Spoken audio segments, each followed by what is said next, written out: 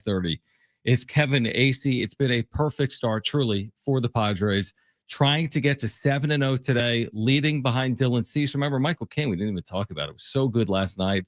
11 strikeouts, and now Dylan Cease today has been so good again. And the first outings of the year for King and Cease weren't great, but the Padres won. The second outings for King and Cease have been unbelievable. Yeah, it's a start that you could only have dreamed of for the Padres. They are playing flawless baseball.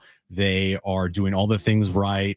Jackson Merrill today signing the 9-year, $135 million contract. Literally, everything has gone perfectly for the San Diego Padres. I can't express that enough. It's a weird feeling in this town. You know, you're like, wait, things are going a little too well right now for the Padres. Like everything. No, there's nothing to complain about. Like nothing. We can come in here and we can talk about Jason Hayward and Martin Maldonado and Yuli Gurriel. Okay, it's fine. But they're 6-0. They're on the verge of 7-0.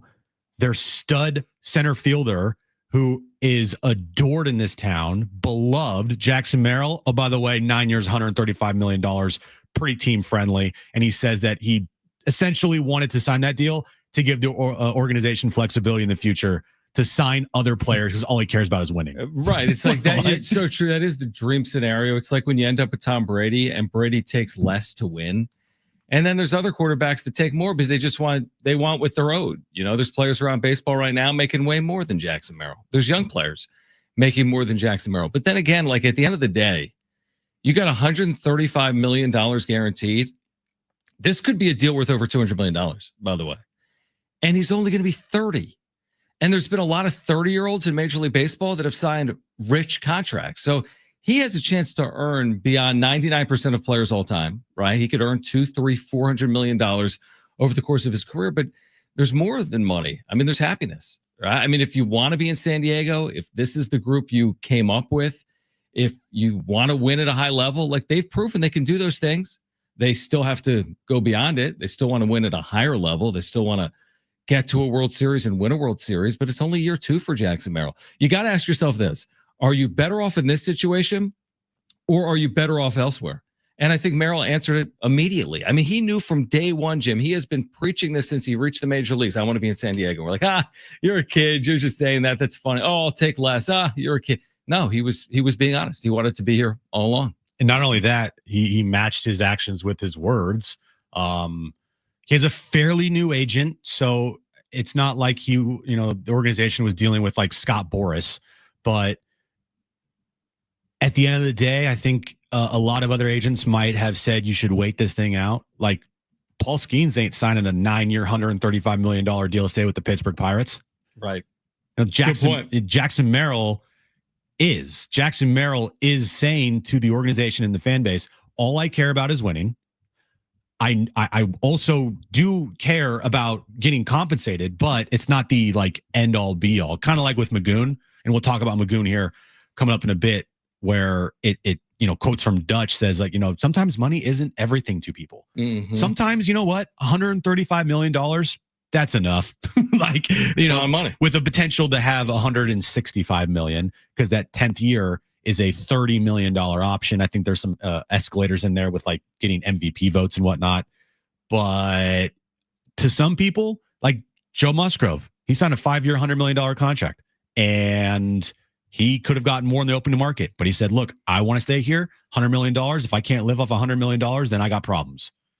And that's kind of what Jackson Merrill said today without saying it. If I can't live the rest of my life off $135 million total, that's a problem. And all I care about is ball. All I care about is winning.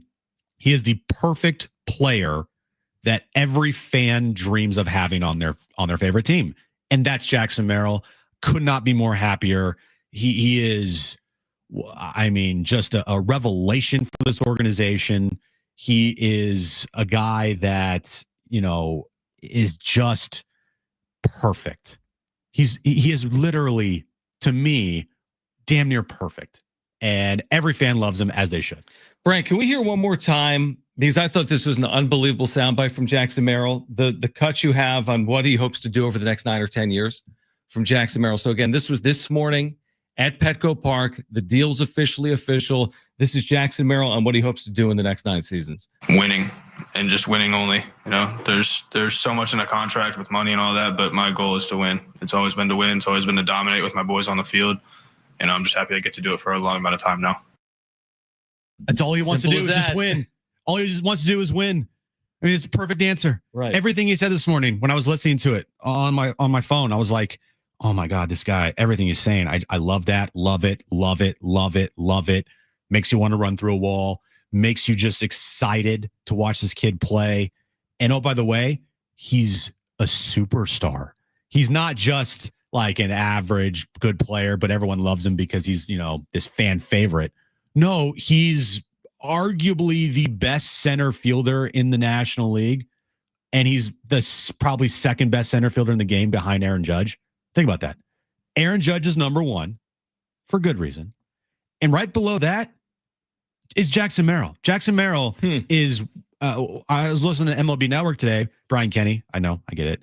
But he was breaking down his numbers and he pointed out, look, his numbers show he's one of the best, if not the best center fielders in the game, if it wasn't for Aaron Judge.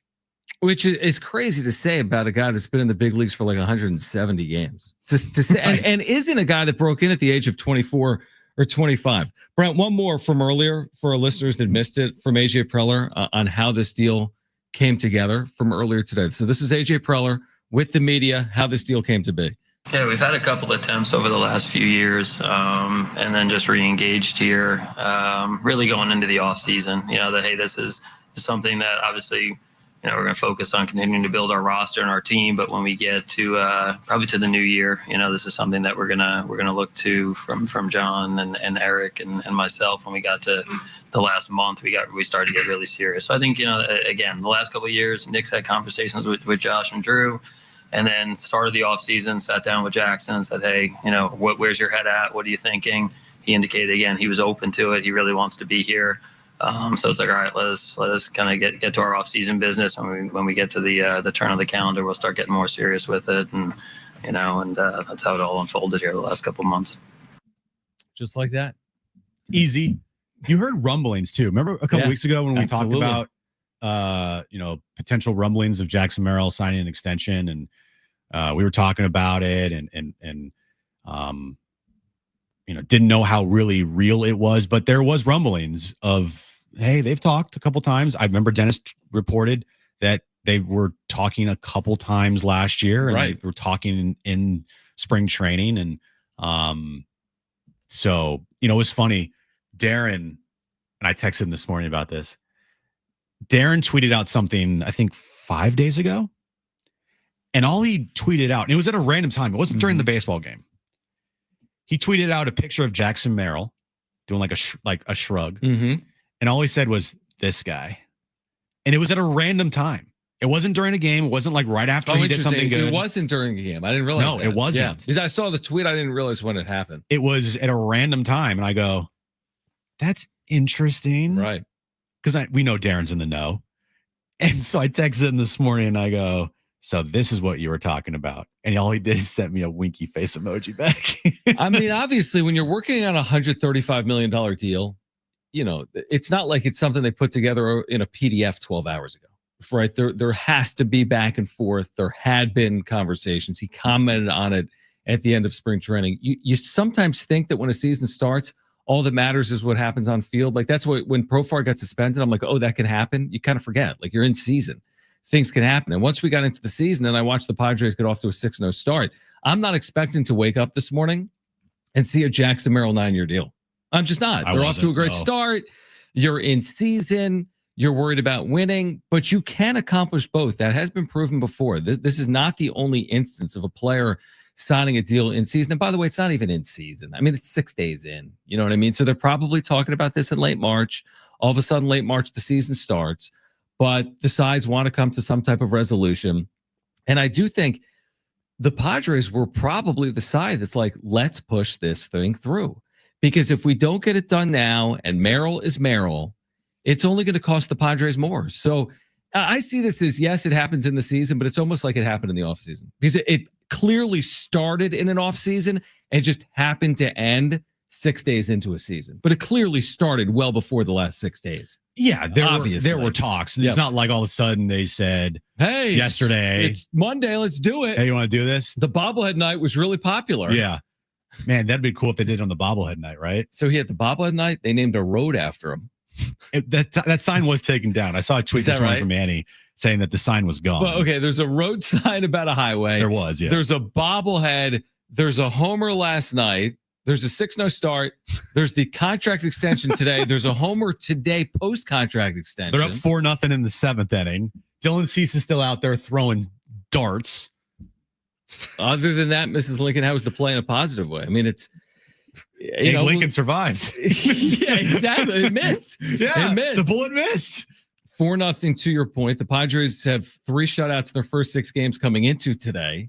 It's like the best pitching staff ever. You got the offense right now, they lead the league in run differential. Remember a couple years ago, we were like, run differential. Right. And the team sucked. Right. Now it's like, run differential. Greatest team ever. I mean, we'll see. It is kind of, I don't know if it's ironic, but it is interesting. They're in a division with the only other undefeated team that's actually played more games than them and is, of course, expected to win the division in LA. But listen, it's early. So nobody knows who's going to win the division. No, and nobody John knows if the Padres are going to have a record-breaking year. But you can't ask for anything more. It's just been incredible to watch. 4-0 Padres in the 7th inning. All right, let's set the stage here for the next couple of hours on the show. We'll hear from Mike Shildt when this game ends. On the other side, though, Dave Velasquez. What a 24 hours for San Diego State men's basketball. Yeah. They've added in the portal. We've talked about that. They added again today. We can discuss that as well. But Magoon Gwath and Miles Bird both committing to San Diego State if they don't stay in the 2025 NBA draft. It was a huge night for Aztec fans. It's this crazy time in college athletics where the transfer portal is open and you're trying to keep your team together. And San Diego State seems as well positioned as maybe they've ever been right now. Now, the portal is still open. Things can change, but Magoon Gwath has withdrawn his name from the transfer portal. That is huge news. Huge news. I wish that there was a camera on you. Oh my gosh. When the news dropped last night, because we're in a business of content and reaction. And I know you, and I know what probably your reaction was, probably similar to the reaction you had when Lamont hit that game winner in the Final Four. Maybe a little more. Because this was more. Kristen thought somebody maybe died. I was like, oh my God. She's watching like Real House. I'm like, oh my God. Dude. And she's like, what? What happened? And I read it like 6 times. Like, no. It's not April Fool's Day joke. No. Mark Zeigler's reporting that Magoon Gwath is coming back. She's like, you didn't react this way when I said I was pregnant. I'm like, because I didn't have the same, like, I don't know. She was right. Like, this is better. Sorry, honey. John won't get this reference, but you probably will, Jim. He's like that movie Smile. Remember when they get that big creepy smile on his face and they couldn't wipe it off his face? Can you imagine? John is very happy. Let's catch up with Dave Velasquez, San Diego State longtime assistant on the other side, Jon and Jim.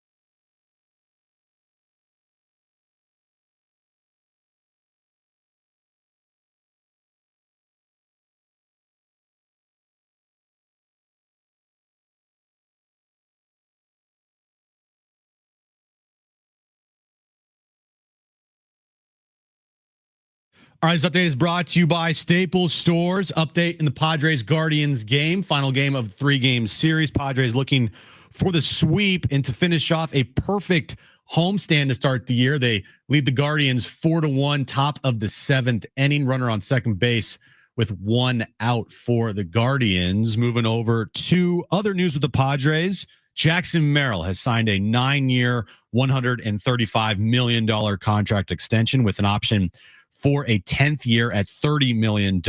And news on the Mesa, Magoon Gwath announced last night that he is removing his name from the transfer portal, and he will be returning to San Diego State if he decides to not go pro. And this update's been brought to you by Staples.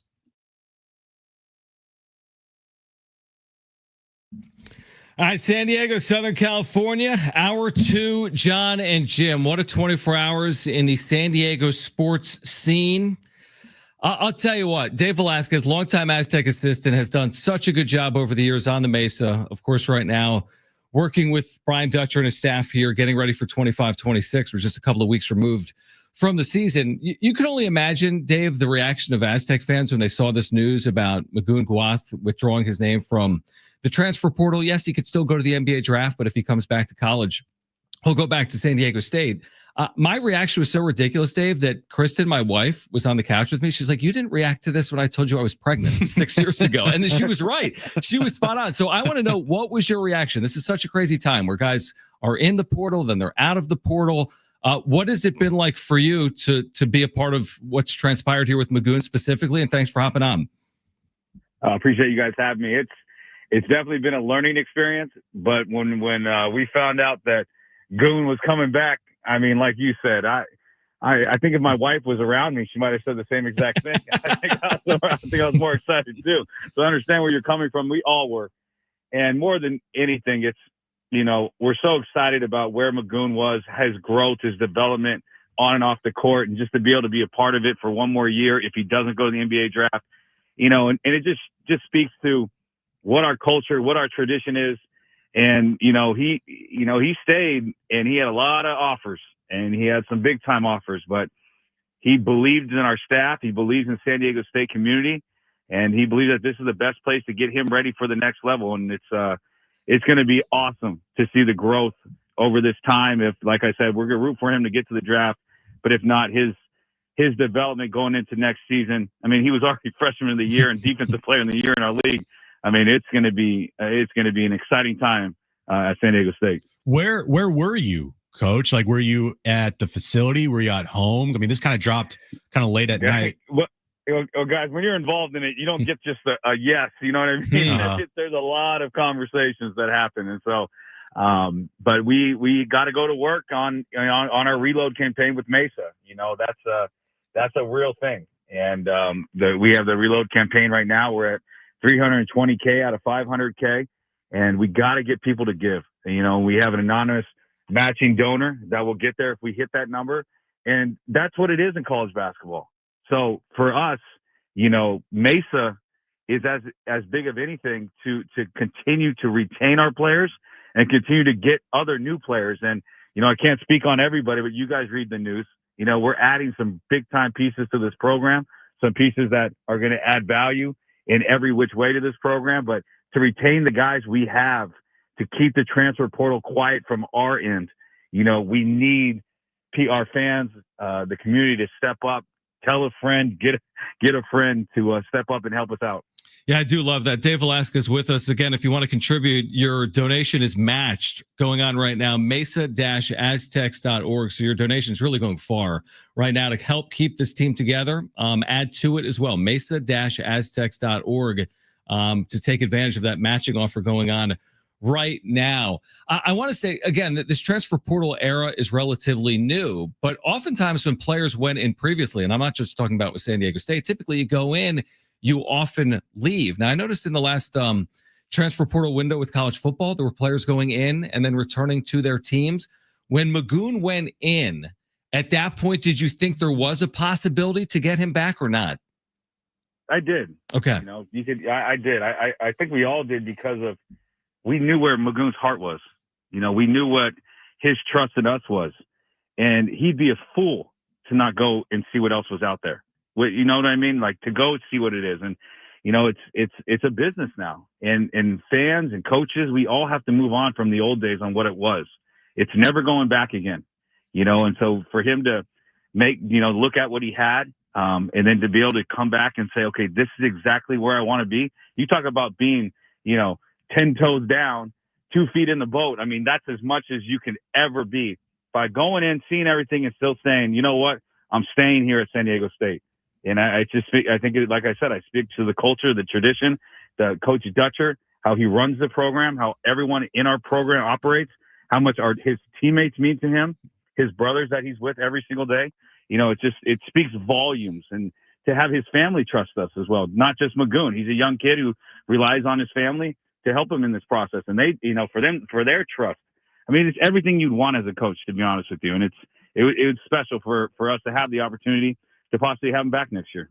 And it wasn't just Magoon last night. Miles Bird doubling down, also posting like, I am returning. Obviously, the draft process is he's going to go through it along with Magoon, but like, I am not entering the portal. I'm an Aztec for life. I mean, you got to feel as, coaching staff, just, pride in seeing that these guys are so committed to you in the NIL era. It's got to feel like, a huge win for the program. It is a huge win. And we got to continue to get these other wins. Miles is a huge win, and he's put himself on the draft boards, and hopefully they both get invited to the combine. They get great feedback from the NBA. I think that will only help in their development over the year if they end up not going to the draft, to know what they really have to work on, how the NBA sees them. And we have a lot of other guys on our team. We're hoping they probably use up to 12 scholarships, most likely, like always. We never, that 13th is not really ever used in Coach Dutcher as a head coach. So get 12 guys in here. And there's still some targets out there. And so again, that Reloaded campaign, I can't speak enough about how important that is for our fans. You see all this social media and you see all this love, and I love that. And that's what makes us us in the full VAOS arena. But that comes with a price tag now. It just does. And we got to continue to support Mesa, which directly supports San Diego State basketball. And, one of the things I want to talk to you guys about today was, with Miles and with Magoon, with everything happened with him, and Miles doubling down, and a guy like Reese Waters, and either just use the older guys, just use those three. One of the coolest things we had happen was this past weekend. It was one of our former guys, Jared Barnett. He's now a coach up at Pepperdine. Mm-hmm. It was his birthday in town, and he got an Airbnb down at Ocean Beach. And I walked into that Airbnb on Sunday, and there was Micah Parrish, Lamont Butler, Miles Bird, and Elijah Saunders. Wow. And to get there and to get with all them, just to know what a family, what a brotherhood we have. My kids could not be more excited to see them. They ran up to all of them. They couldn't believe what they were seeing in that room. But it's just what we have at San Diego State is so special. And, our players feel that. And they understand that it's bigger than, the dollar figure, but at the same time, they need it. Yeah, they deserve it. It's what the changing landscape. That's what it is. But what we have here speaks such volumes of when Coach Fisher got here with Dutcher 25 years ago, what you always wanted to have in a program. And this thing has gone on and on for over 2 decades now, 2.5 decades of truly family of San Diego State basketball. You've seen it at the reunions during the year, and you've seen it now, even with guys that have left the program. This is where they want to come back.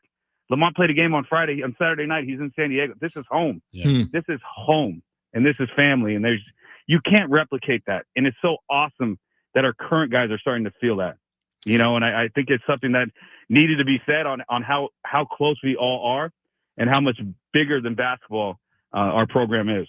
It's really well said. Dave Velasquez with us right now, San Diego State longtime assistant.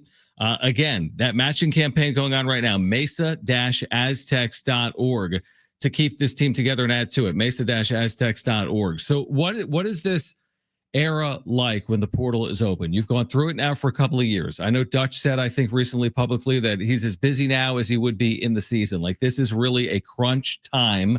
I want to say the portal is open through or until April 22nd. What does that mean for you and the program and the players that were here a year ago, other than the players we've referenced here today? Like, what does this all entail over the next 20 days, roughly? Well, as of today, I'd like to fast forward 20 days and just end it. Yep. Yep. Please, we're done. Yeah, we're done. We're Close done. this thing. As of today, we are in a great place. Yeah, I mean a great place. And, I think it's, it's something that we're continuing to learn how to handle the portal. You asked, what's our thought process? After today, with the Final Four weekend, it's a dead period where you can't bring anybody on campus and you can't go visit anyone. Most of the coaches in college basketball will be heading out to San Antonio for the Final Four. But for us, we finished the visit this morning. We had breakfast looking at the water in the best city in the world. And so, we can't bring anybody in for the next few days. And, again, we're just trying to keep what we have here and add the right pieces, just not any piece, but the right pieces, add the right type of character, add the right type of players that do things that our other guys might not, or do things that can really make the other guys better.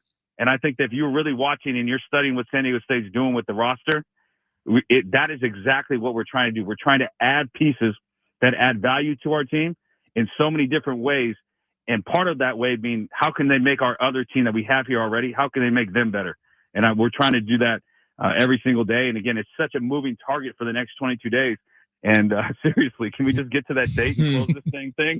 Yeah, no doubt. It sounds like you guys are very happy and pleased with where you're at. I know there's some specifics that you can't get into, but as far as, the needs for your team that you were looking at and hoping to fill for this in this portal period, what are those for this team?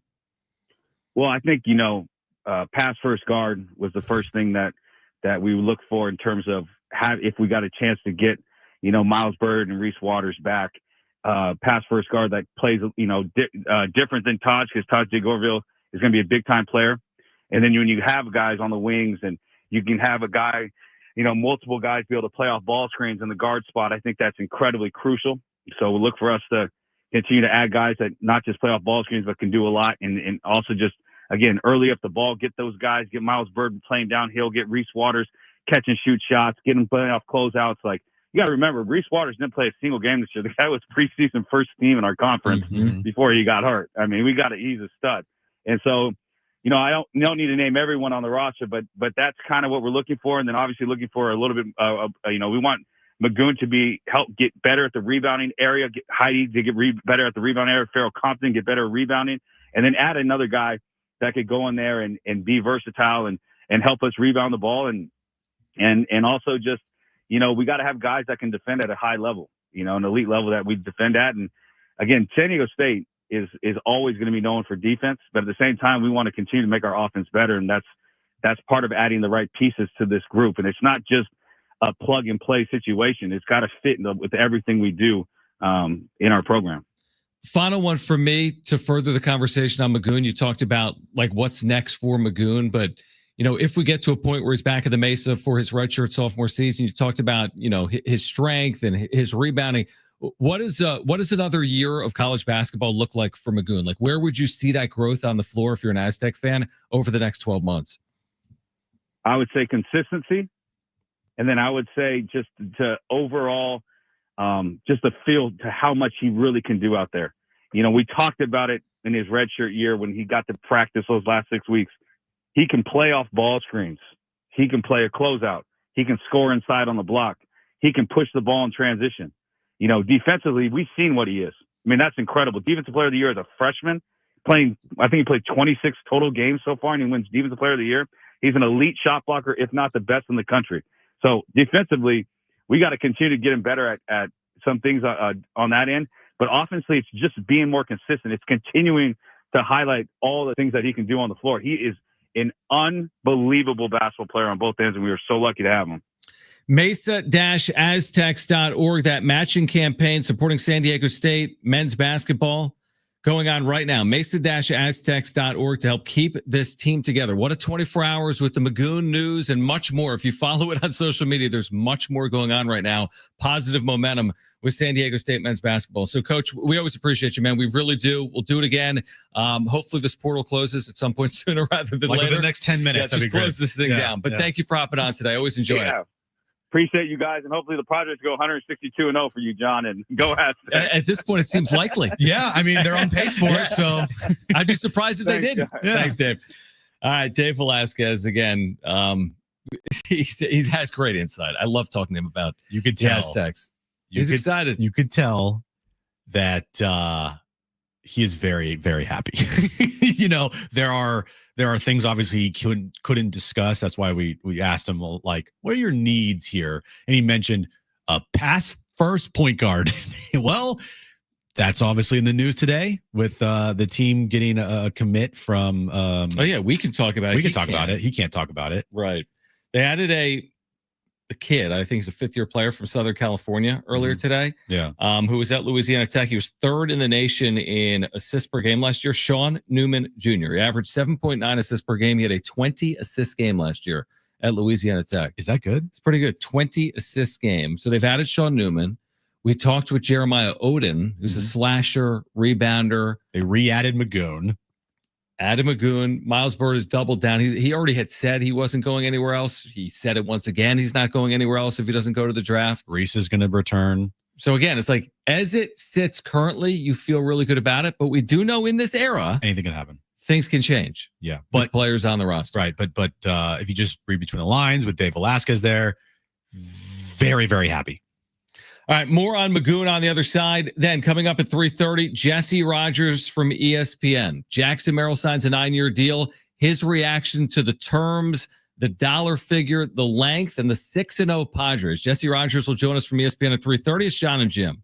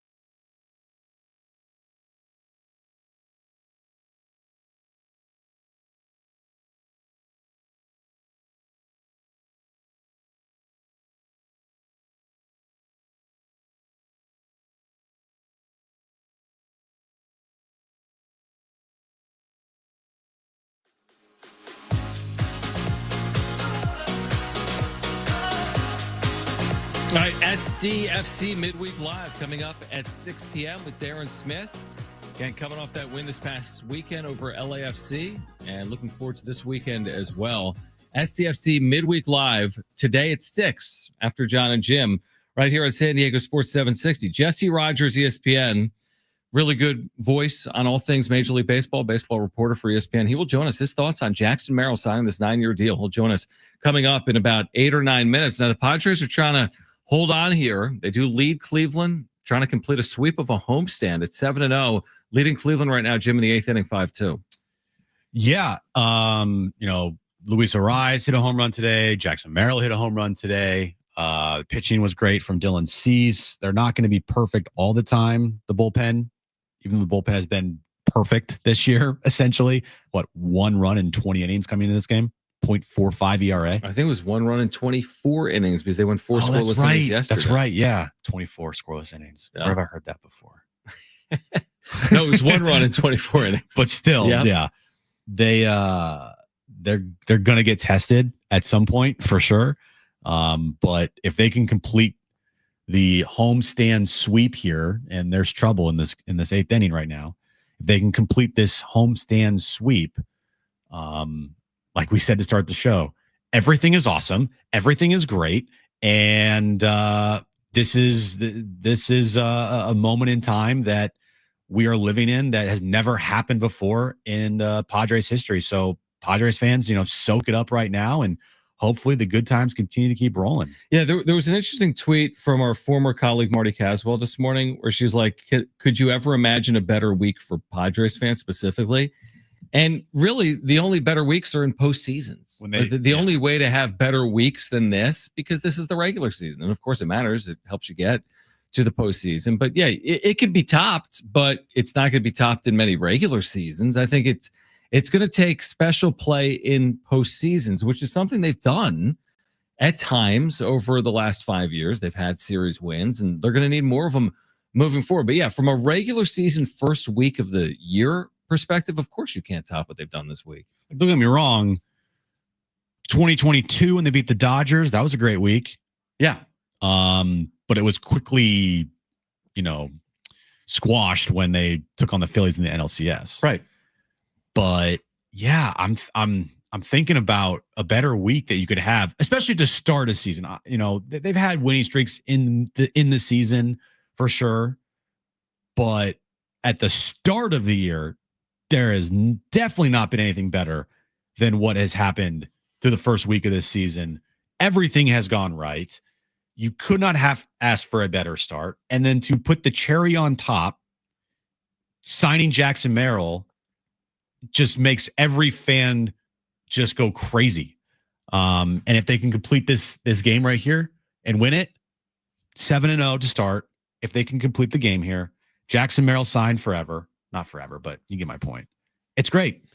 Yeah, Adrian Morejon just got out of a 1st and 3rd 1-out jam in a 5-2 game with the Padres leading by inducing a ground ball double play. So they'll head to the 9th inning with at least a 5-2 lead. They'll bat in the bottom of the 8th. They haven't batted in the bottom of a 9th inning. That's wild. And they are on the verge, hopefully, of completing a 7-0 homestand. They lead again Cleveland 5-2. On the day that Merrill signs this massive extension, this 9-year extension that will keep him here until at least the age of 30, he's hit a home run. That's so Jackson Merrill, where he's like, I don't feel the pressure. And he's proved that once again, even here today. Yeah, we don't feel the pressure. We apply the pressure. Put it on a shirt. Everything he has said this year needs to go on a shirt, right? Yeah. He said at least like 4 things. He's and I'm got like 4 shirts. That's got to go on a shirt. That's got to go on a shirt. I need that shirt right now. Yeah, absolutely. So 5-2 Padres. When the game goes final, we will hear from Mike Shildt post-game. We'll hear from Kevin Acee, our Padres insider, his thoughts on this busy day. He's been covering this story since about 6 a.m. So Kevin Acee will join us coming up at 5:30. But on the other side, Jesse Rogers, ESPN, the national perspective on Jackson Merrill and the Padres coming to terms on a 9-year deal that will keep Merrill here through at least age 30. 9 years, $135 million. And again, on the other side, Jesse Rogers will join us. We have tickets to give away today as well. We have Willie Nelson and Bob Dylan tickets we'll give away in the 4 o'clock hour. But Jesse Rogers from ESPN will join us next. Stay with us.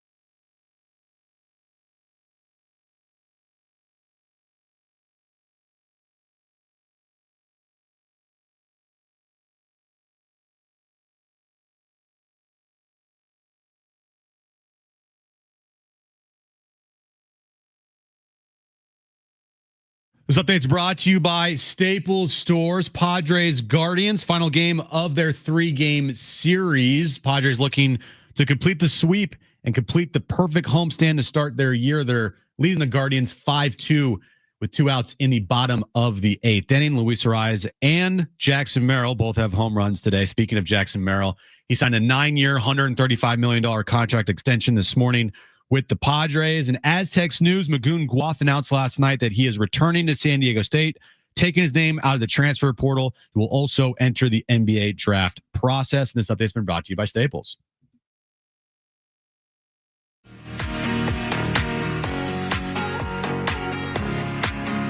All right, Jon and Jim, San Diego Sports 760. Busy day continues with Jesse Rogers. Really appreciate Jesse taking time. The start of the baseball season obviously underway within the last week. And Jesse from ESPN back with us right now. Jon and Jim, San Diego Sports 760. So we were pleasantly surprised in San Diego, Jesse, to see the news this morning. We didn't necessarily expect it now that we're a week into the year, but Jackson Merrill locked up long-term, 9 years, 135, a chance to earn more than that. What was your reaction to this deal from afar? And thanks for joining us. Yeah, good to be with you guys. I mean, not shocked. You never know when these deals are going to go down. A lot of times it's at the end of spring training. Sometimes they carry over. But after Jackson Merrill signed up last year and Corbin Carroll the year before, this is what many of the medium to smaller markets do. Sometimes the bigger markets don't always do this right away. And some of the big agents like Scott Forrest doesn't necessarily do this right away with clients. But it's not surprising. And one reason is that they believe in the kid, the character of the kid. This goes for 20-year-olds or 30-year-olds. They better love the game. They better be committed to the game if you're going to give 9 or 10-year contracts out. And not every player comes through for you. I mean, Anthony Rendon's probably the poster player for that, right? So I think they just believe in him. You guys are closer to it. Seems like a great kid. Watched the press conference today. So not surprised. Again, I couldn't guess timing. Those negotiations take time sometimes, but it's good to see the Padres, even with this transition in ownership, are moving ahead, signing Pivetta, signing up Jackson Merrill. This is good news, and the team's off to a great start. If Jackson Merrill continues to get better and better, when you look at this deal, could you consider this like a team-friendly deal from afar? Well, yes, of course it is in some ways, because that's the whole reason they offer it. Mm-hmm. I mean, there is a risk on both sides. He's very young. He could be bad for the next 8 years, right? That's possible. Yeah. But considering what he did last year, considering who he is, again, the character, that, yeah, he will give more value than that contract. But that's the trade-off. That's the correct trade-off. You can't give him the world. He hasn't done anything more than 1 year.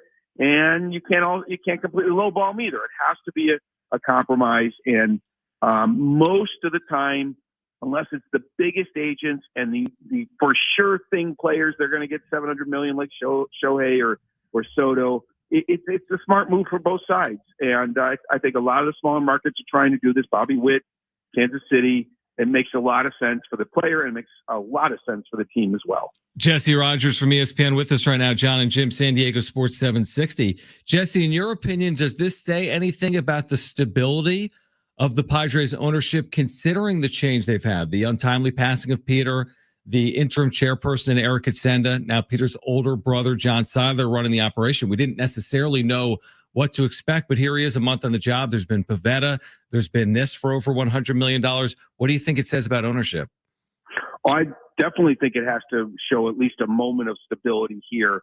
Look, not only do you have the ownership thing, you have this new CBA in a couple of years. Who knows what the economic system is going to look like? And AJ Preller was given permission to go full speed ahead.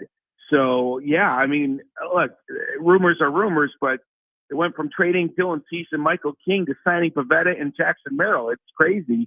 But, I think the real story is somewhere in between. They weren't exactly sure what direction they were going to go in.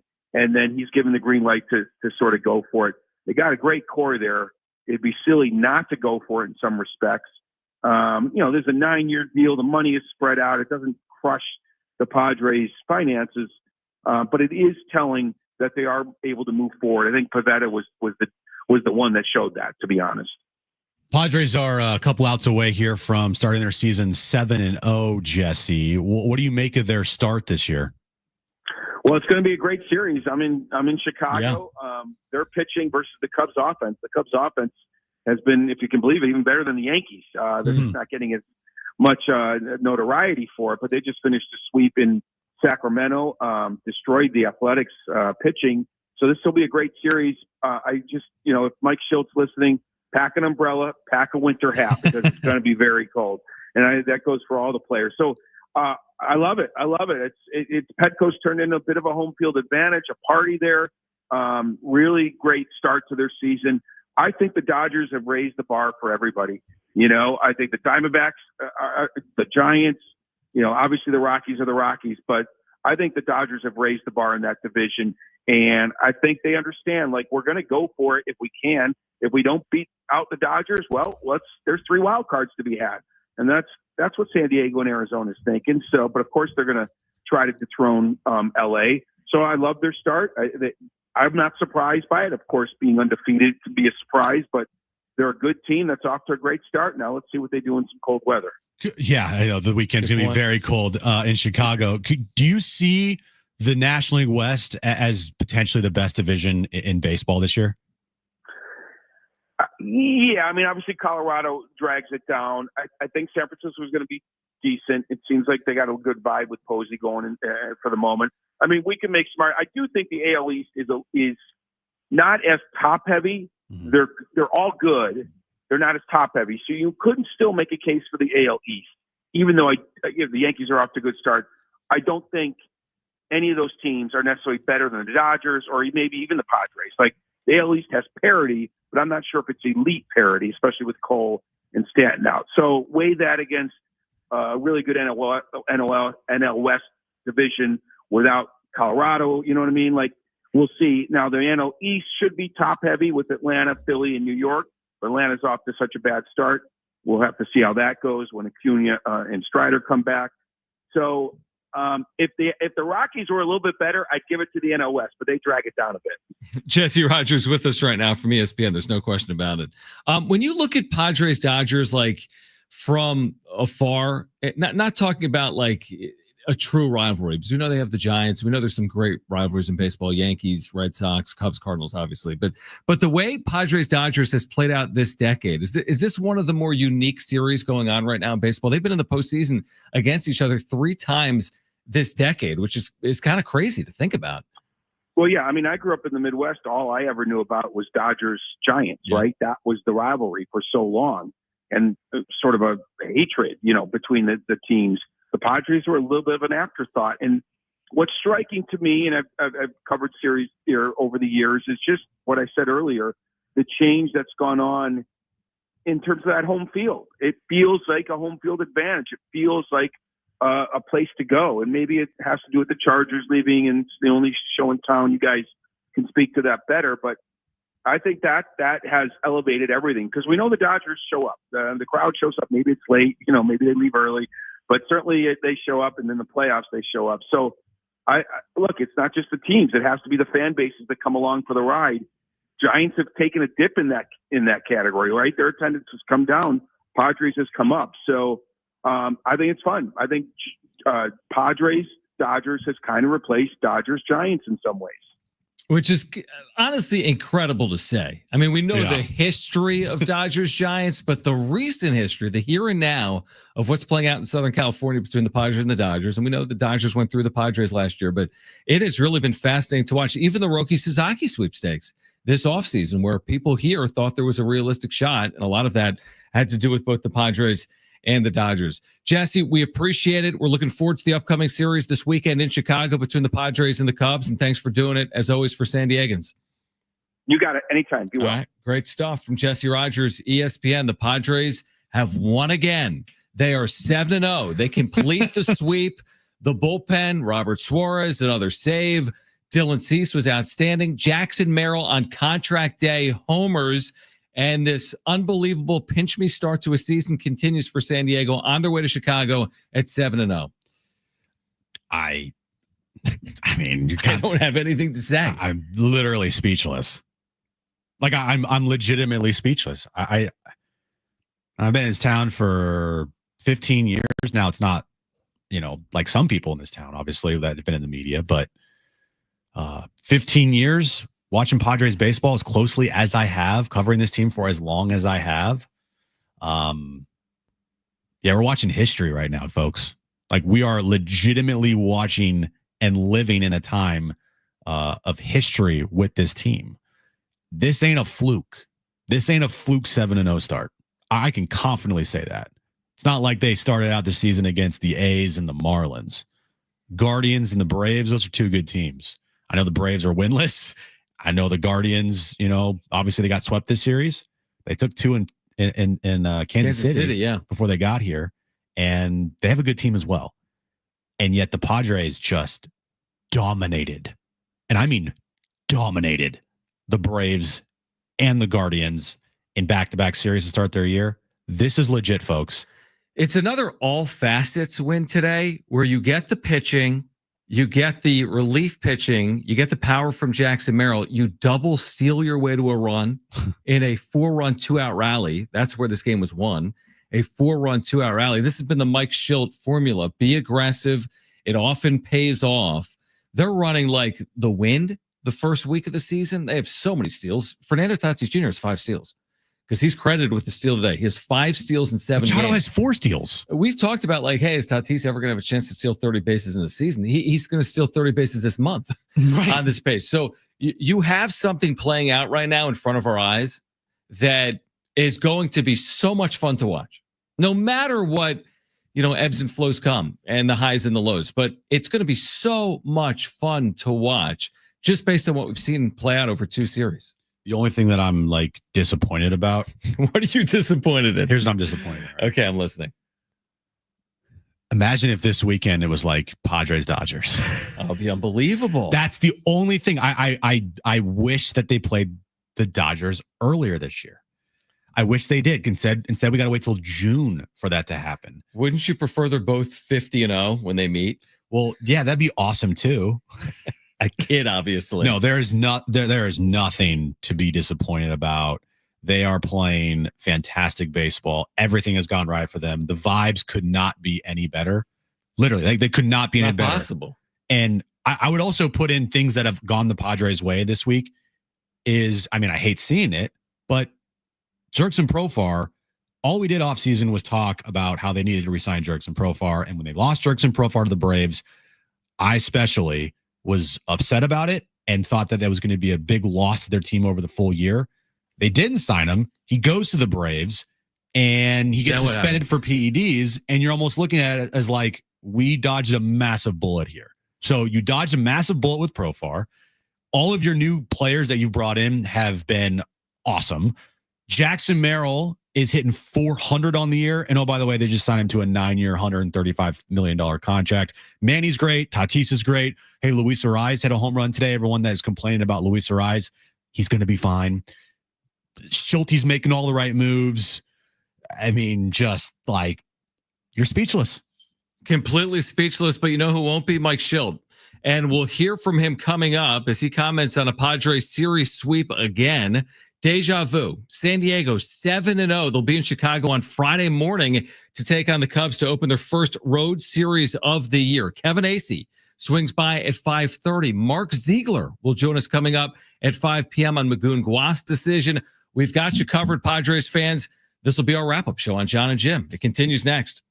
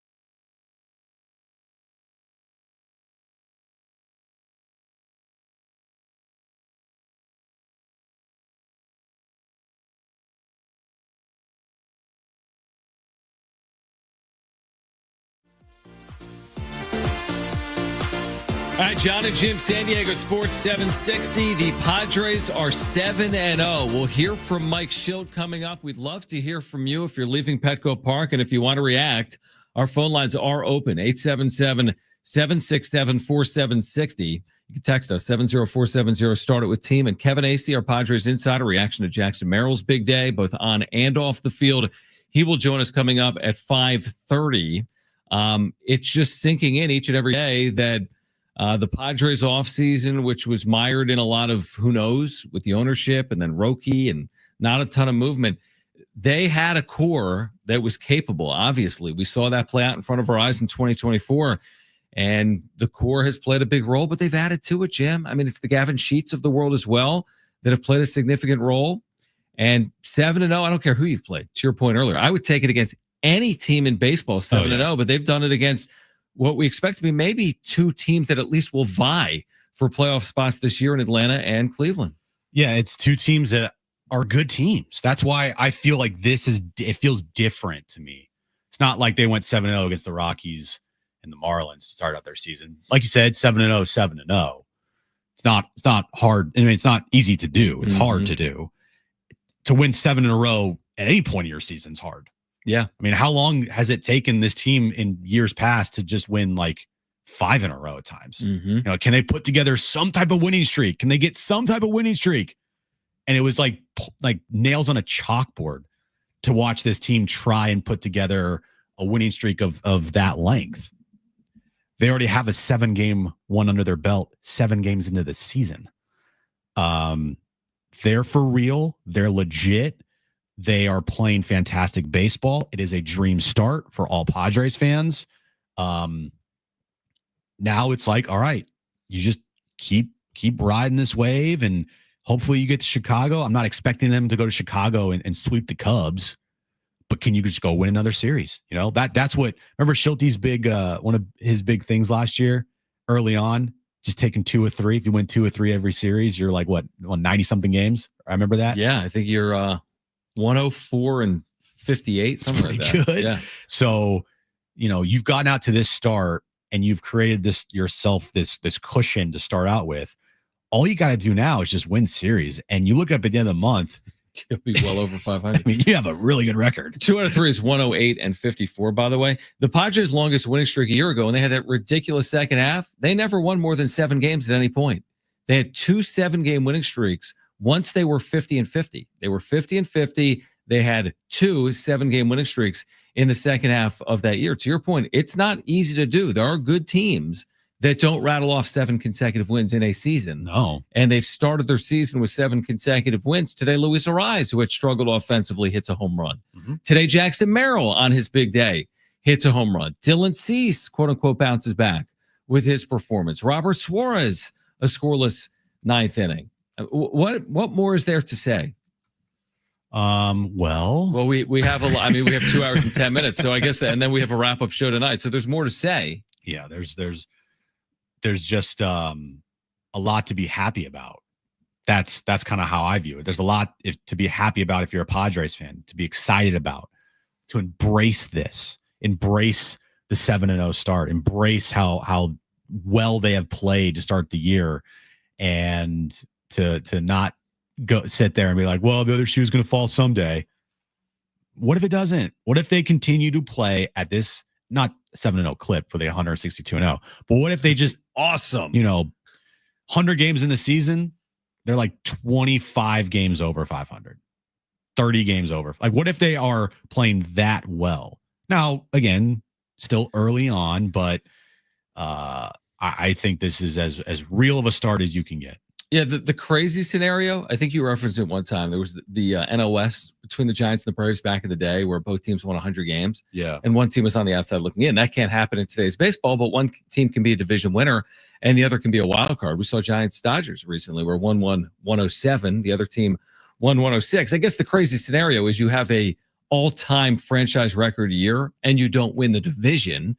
I think that's possible, but then again, you could still win in the postseason. By the way, this is the 5th time in baseball history 2 teams in baseball have started 7-0 or better.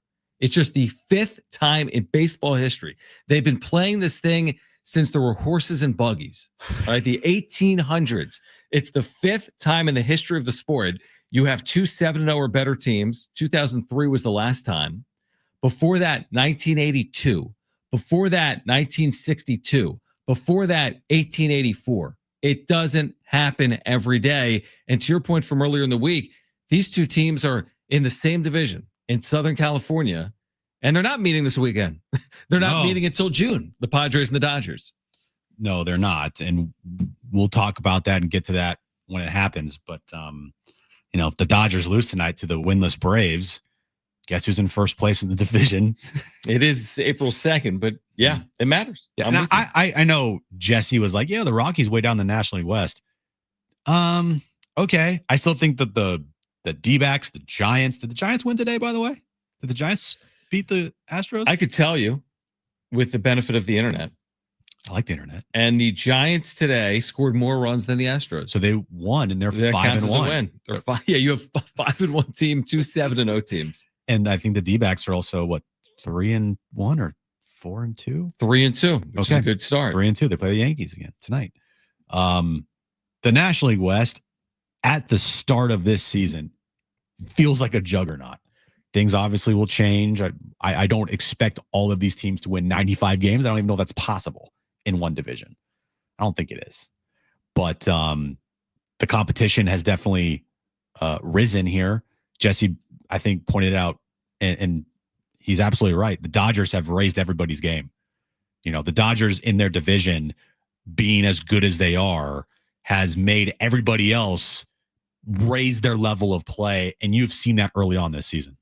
All right, we'll hear from Mike Shildt coming up after a break. But first, let's go to the phones, Brent. We'll hear from Mike Shildt on the other side to start off our 4 o'clock hour. Extended Padres wrap-up show coverage here on Jon and Jim for the next couple of hours. Kevin Acee will join us at 5:30. We'd love to hear from you. Our phone lines are open, 877-767-4760. And let's start with Dave, who's been patient on line 1. And Dave, you're back with us here on Jon and Jim. Well, thanks again, guys. It's happy days are here again. Yeah. Although for Padre fans, we haven't had that many of them. I mean, I'm going back to my memory since '69, and I can't remember as good a stretch as this. And here's the important thing that we're not mentioning. They're doing this at home. I mean, the Padres have struggled at home for a long time. So, to come out this early and play this great of a brand of baseball is amazing in and of itself. And I'd like to thank Eric Hosmer for finally getting past his $13 million that we owe him this year, get him out of the way. And I'm sure that made a big difference in signing some money to Jackson, and hopefully the others, we start dumping off some of these dead weight contracts that we got ourselves into. And outside of that, guys, it's a thing about baseball. We know it's a damn long season. It's too bad we're not at game 162 right now, because it'd be one heck of an ending. So we just keep on keeping on, ride the wave. Let's keep it going as long as we can, and enjoy the ride. Enjoy the ride. You're right, which is underway. But yeah, to your point, I mean, if you're running a marathon, you're not even at mile marker 1. Not even close. Right? I mean, we're 7 in to 162, but I prefer to be here than anywhere else, which is atop the division right now at 7-0 overall. Mike Shildt is going to react to the 7-0 start, and he will do it on the other side of a break. In addition, Kevin Acee will join us at 5:30. His thoughts on Jackson Merrill getting the 9-year deal. So he'll join us coming up at 5:30. Kevin will be on his way for Chicago. The Padres will play a rare Friday day game, 11:20 Pacific, against the Cubs, where Jesse Rogers from ESPN, who joined us earlier, said bring a umbrella and bring a coat, because it's going to be cold. Mm-hmm. Weather could be a factor. We'll see if the Padres can take this show on the road and continue their winning ways. Yeah, we'll see if they could play some, good baseball on the road. They've obviously shown they can play flawless baseball at home. But we'll see how they are on the road. Because can they deal with that environment in Sacramento, that hostile environment of 9,000 people? I think they can. So they play a 6-game roadie, right? I think it's right. 3 Chicago. Is it 3 in Sacramento? I think so. Finish 4-2. You are 11-2 on the year. And I would ask you, is that good? Mike Shildt on the other side, Jon and Jim.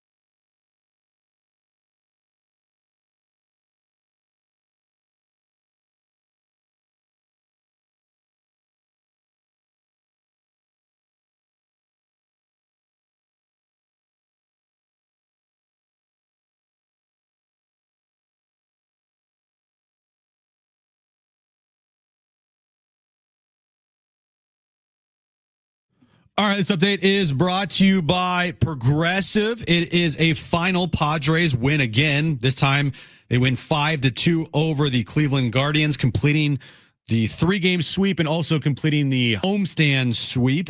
They are now 7-0, increasing their best record to start their season in franchise history. And oh, by the way, Jackson Merrill signed a 9-year, $135 million contract extension earlier this morning. Magoon Gwath last night also, he announced that he is returning to San Diego State. He has taken his name out of the transfer portal. He will also enter the NBA draft process. And this update has been brought to you by Progressive.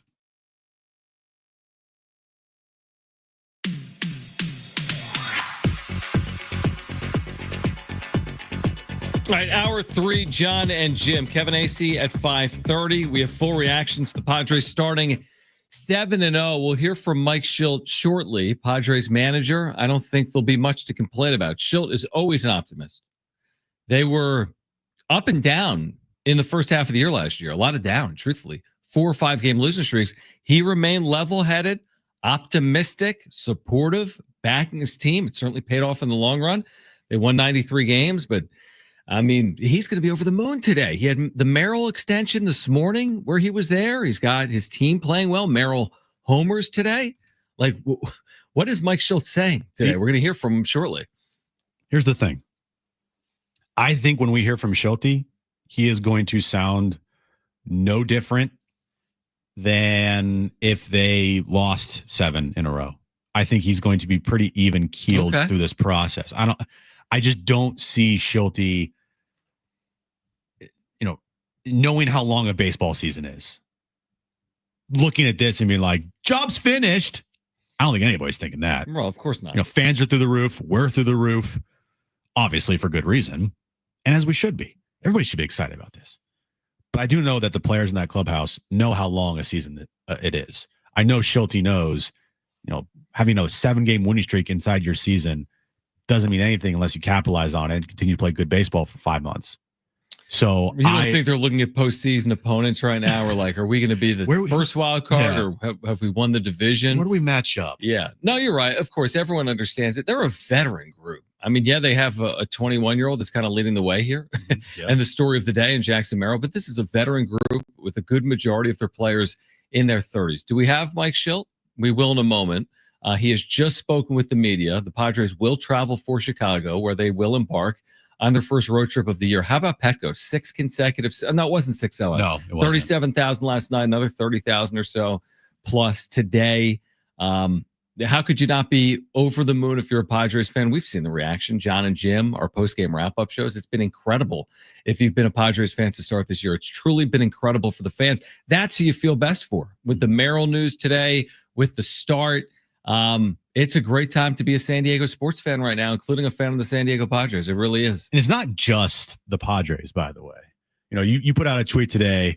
What was it like? It's a great time to be a fan of San Diego sports, right? Yeah, San Diego State getting Magoon Gwath back, also having the commitment from Miles Bird. Everyone was freaking out about that. SDFC, by the way, 3 home matches, 3 sellouts. They are second in the Western Conference. They have beaten both LA teams this year. LAFC in one of the more exciting matches you could watch last Saturday night at Snapdragon Stadium. It was a full sellout there. They won 3-2. Amazing atmosphere. They play again on Saturday here at Snapdragon Stadium, which you can hear, by the way, right here on the station at 7:30 against Seattle Sounders. Continuing to keep the good times rolling here in San Diego. There's not just the Padres. It feels like all the sports in town are really all clicking at once. No doubt. And I tweet out, what a time to be a San Diego sports fan. It's always a good time to be in San Diego, where this weekend it's going to be 70 and sunny all weekend long. All right. Good. Let's hear from Mike Shildt. I don't know where this started. Maybe with Dylan Cease. It typically does start with starting pitching, but this was Mike Shildt, and it starts with the 7-0 start for the Padres. Yeah, just good baseball every night, guys. On point. Every area. Dylan set the tone today on the mound. Offense was really good. Defense was, I'm sure we'll get to it, very clean again. Helped us win a ball game on the basis. It's total team effort, 1 through 26. What stood out to you today about Dylan's effort? Well, lot of things, quite frankly. I think the thing that stuck out the most was the changeup continues to be a real factor. There's some two-seamers that got some outs, but the changeup, as we talk about pitching, the disruption of timing, I mean, Dylan's got 2+ pitches with the heater that has an elite ride to it. Slider's filthy. It was on display today. And now you couple that with the change of a pace with the changeup, and then you can throw something on the inner half to righties. It's pretty special. He was really good again today. It seems to be a theme every game we're talking about it, but just the hustle, the pressure that you've been able to put on the opposing team, and no different today. Fernando with the 2 out, hustling, getting down the line, keeping the inning going, then the first and third steal that opens up the big inning for you. It just seems like relentless was the word that was used yesterday. How encouraging it to see a consistent relentlessness about your offense. Yeah, no, I mean, that's what this is about, bringing it every day, regardless of circumstances. 2 out, nobody on in the third, Fernando busting his tail down the line, starts it, a 4-run inning. They were able to do something with Manny up. Manny has a good at bat.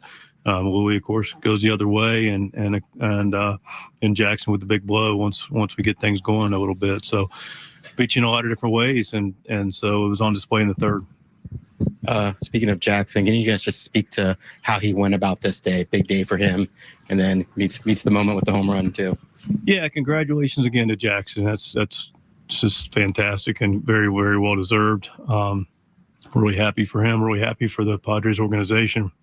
The city of San Diego, a couple things, the home run was great. Let's don't kid ourselves. One of the reasons he got the extension, but, 2 other things that really were on display for me today was just, Jackson's, how he carried himself in the press conference today, and just how authentic he is and what he's really ultimately about. And that's playing baseball with his teammates and winning baseball games for the city of San Diego and this organization, and being there with his brothers.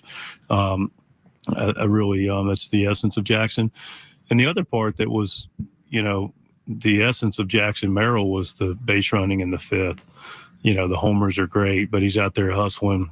Again, Scan talked about the identity of a team.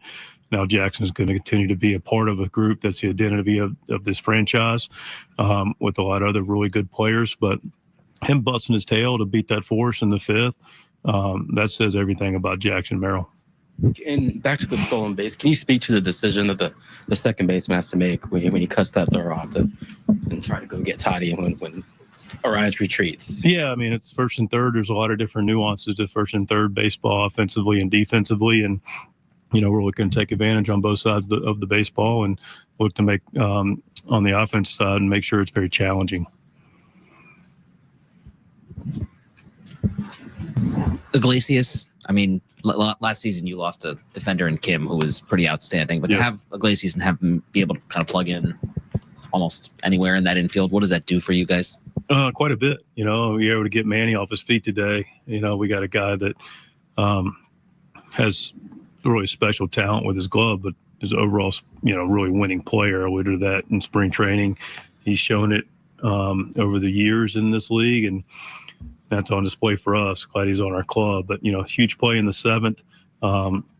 Just a really high baseball IQ play. He does a lot of nuanced things you see in the game that just make a lot of sense and don't show up in the box score. But that was a really nice play. He's a good player. The double play ball in the 8th was pretty good too. That was a big play. That was a big league double play. Crony and Bogey. I love when he does that. When he doesn't get asked about something that he feels like he should have been asked about, he's got a mental note. And before he leaves the stage, the podium, he's prepared to talk about it. And it was huge. The tying run was at the plate in the 8th against Adrian Morejon. It was 5-2. A run was in. First and third one out, and he spins a double play ball, 4-6-3, gets out of it. Yeah, and he wasn't sharp, Adrian Morejon, today. Right. And he still gets out of it. You're right. Shildt always... Doesn't he do that? It happened 10 times last year. Oh, for sure. But it happened more so in losses. Right. Like, hey, nobody mentioned the middle relief we got there out of Brian Hoeing. Yeah. Like, hey, I know we lost 9-0, but Kolek. We had one hit today, but do you guys see Stephen Kolek pitched 3 shutout innings? 3 innings, allowed just 3 hits and 2 runs. Yeah, he does that a lot. And as far as I'm concerned, Shildt could do whatever the hell he wants at this point, as far as like saying things. And I will eat it up. We might rib Shildt here and there on this show for things that he says, but We have always consistently said we think he's a good manager. He absolutely is.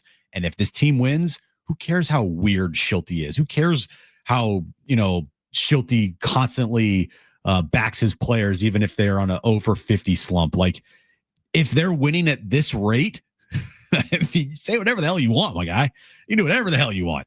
Just winning makes everything okay. Dude, Mike Shildt is a manager. Give it to me. It's a decent sample size with St. Louis and San Diego. It's not the largest, but he's managed in 620 games.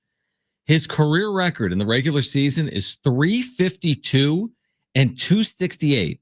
He's over 80 games over 500. His career winning percentage as a manager is 568. That's unbelievably good. And that's over, again, parts of 6 seasons now as a major league manager. So Mike Shildt, whether it was St. Louis, now here in San Diego, I think he's proven a lot of doubters wrong. Has he gotten to a World Series? No. And everyone wants to get there. Mm-hmm. But you can't cheat the system. We can't fast forward this. And in fact, I don't want to. I want to watch this thing play out. I do too. And I hope at some point sooner rather than later they are in a World Series. It's crazy how the start of this season in particular, just looking at the National League West with the Dodgers and the Padres now 7-0. We mentioned it. Giants are 5-1. They're probably through the roof, and they're in, third place in the division. You're like, right. Huh? Right. We're in Arizona. They're at Yankee Stadium. They're 3-2 overall, and they're in 4th place. In the division. Yeah. The Padres right now. I know you love run differential, John. I do, especially 7 games in. They're plus 25 in run differential, but they've only allowed 11 runs in 7 games. Is that right? Unless it does that include today? It has updated. It says right here 7-0, 36 runs scored, 11 runs allowed. That's unbelievable. They've had 3 shutouts. What? 7-0 San Diego. If you missed it earlier, we'll share some of what Jackson Merrill had to say on this special day for him and the organization. Jackson Merrill gets a 9-year extension. He then follows that up by homering a night after he homered. So we'll hear from Jackson Merrill, more from Mike Shildt this morning at that press conference, AJ Preller as well. Kevin Acee will join us at 5:30. We have extended post-game reaction. It's a wrap show edition of Jon and Jim. Stay with us.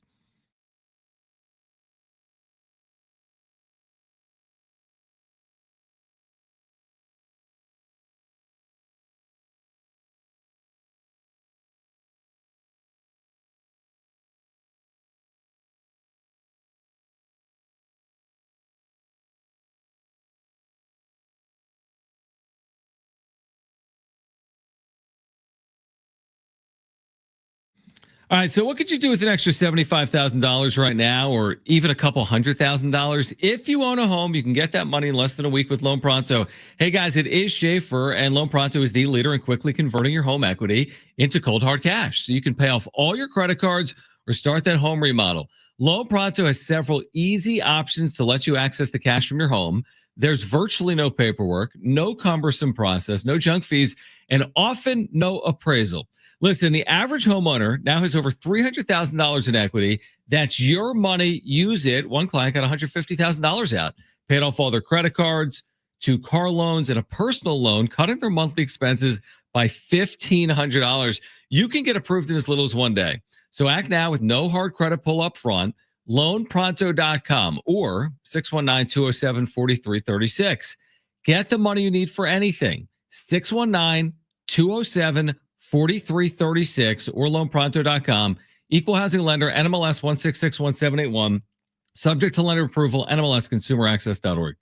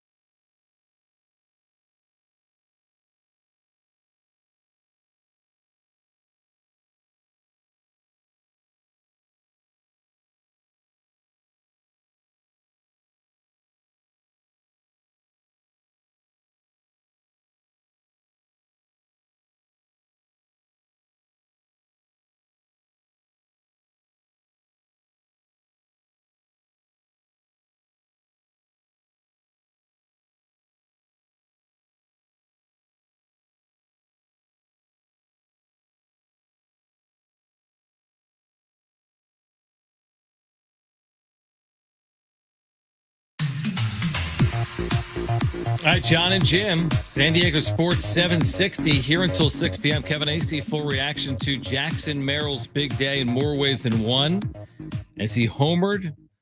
Also signed a 9-year, $135 million deal with a chance to make it $204 million, for whatever that's worth.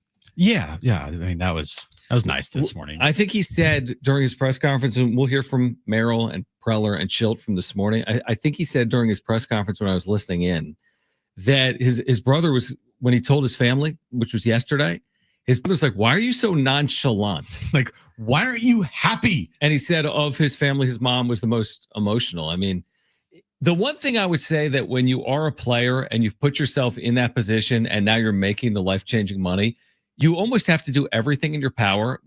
Everyone has felt this with some type of success in their career. You have to pretend as if nothing has changed. Mm-hmm.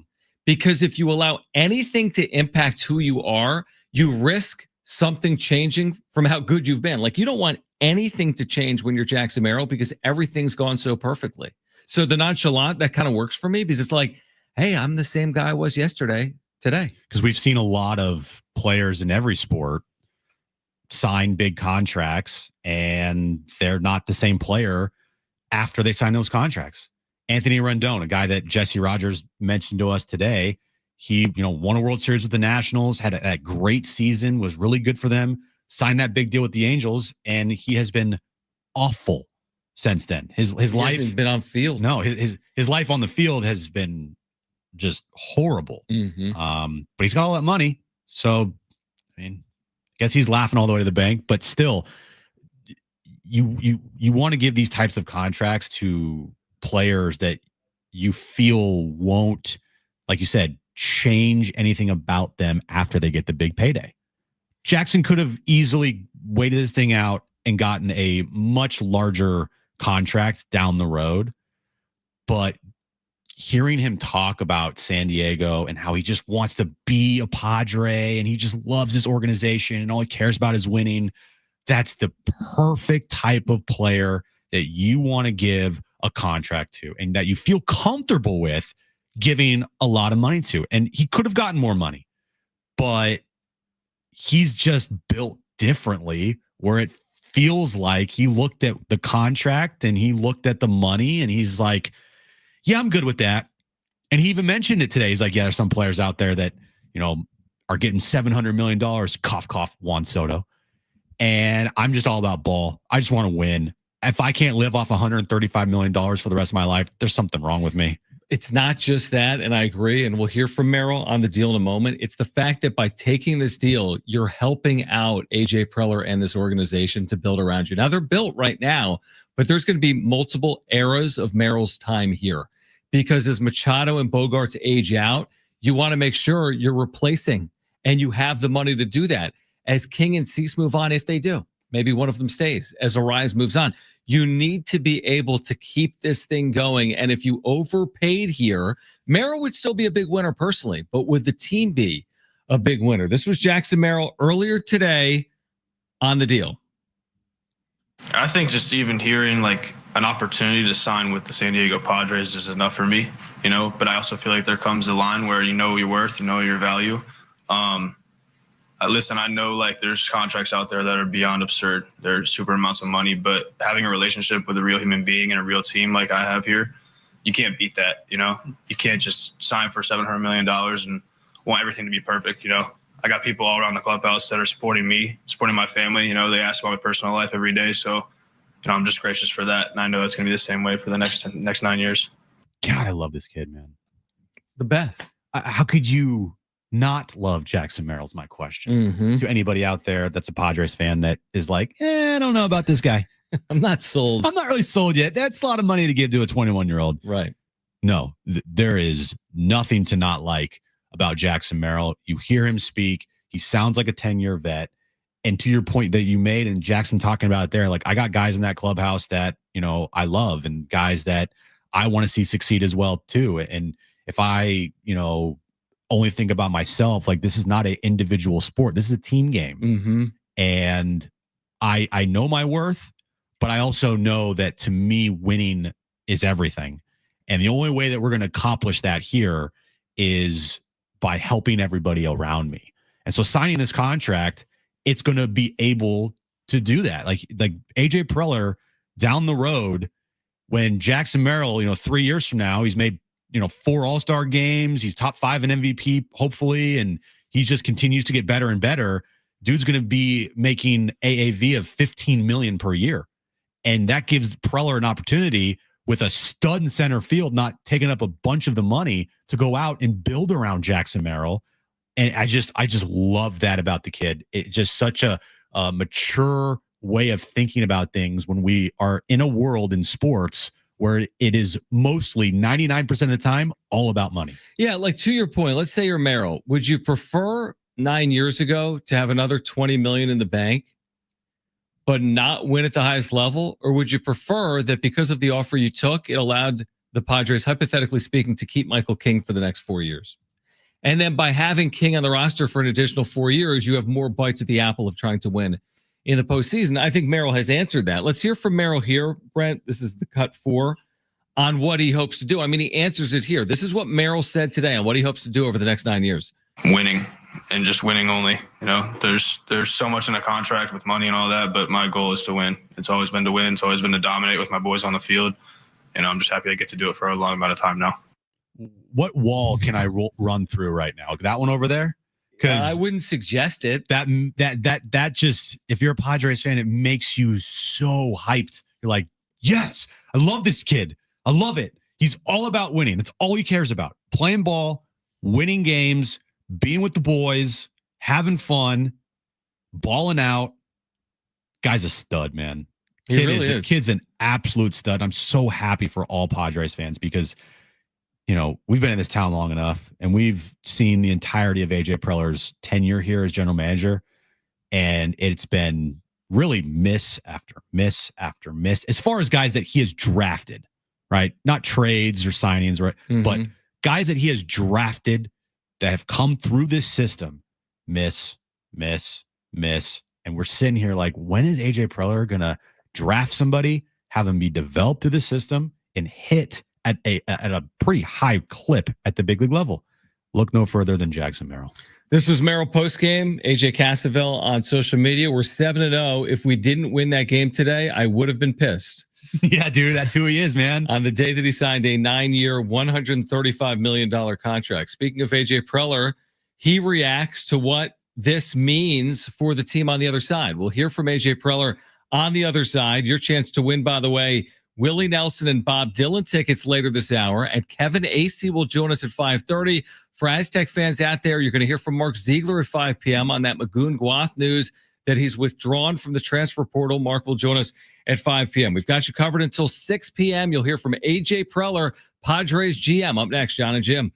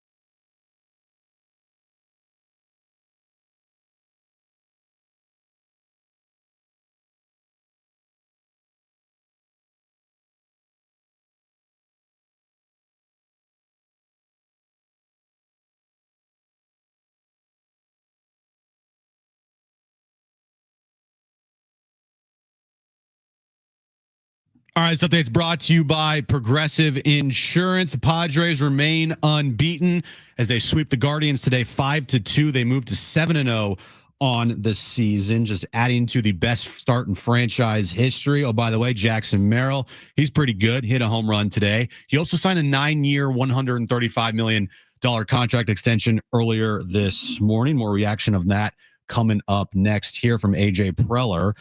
Moving over to Aztecs news, Magoon Gwath, he announced last night that he will be returning to San Diego State. He will not be entering the transfer portal. He also is going to go through the NBA draft process. And tonight at 6 p.m., it's SDFC Midweek Live, hosted by our very own Darren Smith, starting at 6 p.m. right here on San Diego Sports 760. And this update's been brought to you by Progressive Insurance.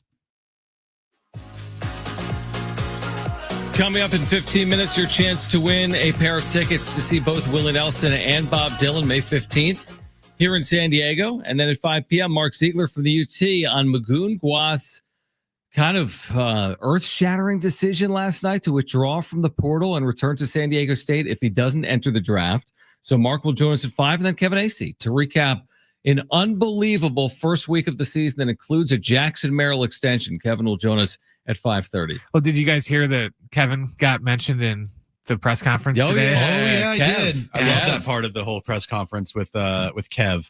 And that also, too, by the way, Annie tweeted it out. Let me pull this tweet up because she nailed it as well. And this is just proves another point as to how Jackson just like gets it. Mm-hmm. Like he just is wise beyond his years. Let me pull this up here. So this morning when Jackson Merrill mentioned Kevin Acee and like, hey, I know you're going to be writing about my slumps. Where is it? This is what Annie said, and I completely agree with her. The fact that Merrill understands and accepts that articles will be written when he slumps, then uses said articles to make himself better and never treats reporters any differently, parentheses, so long as the criticism is fair, shows the maturity that he has. Yeah, there's a lot of players that don't treat media similarly to that. Not to say that Merrill always will be perfect with the media. It's not the easiest thing or part of a job for a baseball player. But yeah, I was thinking that as well when I was listening in. So AJ Preller spoke. We just heard from Jackson Merrill. AJ Preller was there. John Zeigler was there. Mike Shildt was there. This was Preller on what this deal means for the future of the Padres.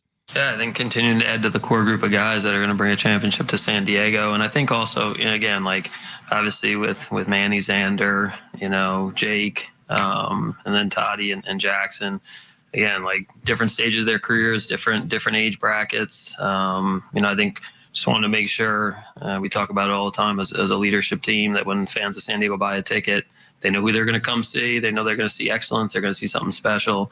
And Jackson's added to that big time here in the last few years and throughout the system. And I think having players that are spaced out a little bit, that was all part of what we talked about. But you just need like outstanding players that are championship caliber guys, and Jackson's clearly one of those.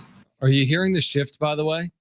From playoff caliber, we want to win, we want to get to the playoffs. He mentioned it multiple times, multiple different conversations he had today, that it's now about being World Series caliber, bringing a championship. He said championship twice in that soundbite. Again, it's one thing to say that, but he doesn't always say that. They've talked about reaching postseason, sustainability, continuity. He's talking about championships now. We haven't always heard that from AJ Preller. No, it's also nice to start out just 6-0 at the time of this press conference.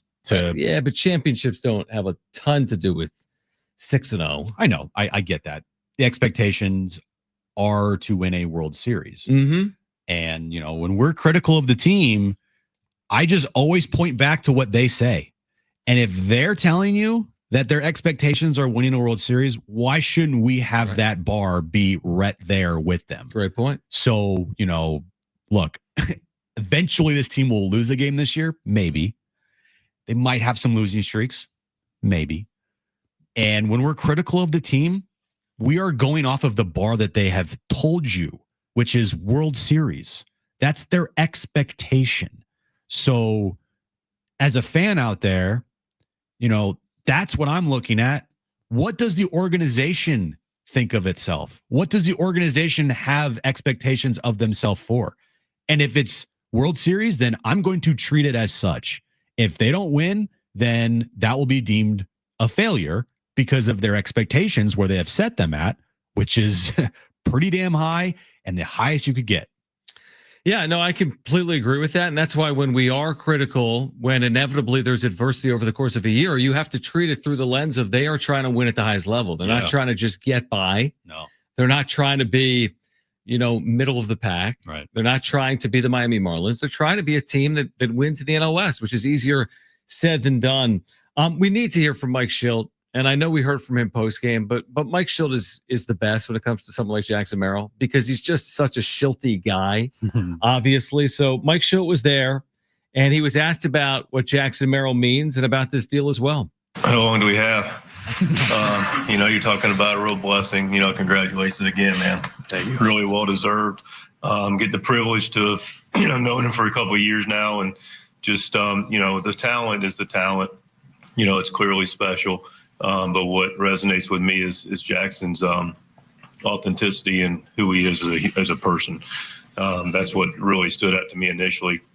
When you've got that kind of character and that kind of mindset for other people, the organization, his teammates, and then the dedication for himself to be great and to go compete, it's very sincere. And then you couple that with talent. So, it's a blessing to be with this guy and work with him, and privileged to be with him for the next several years. He's joining a core group of players that are very special here.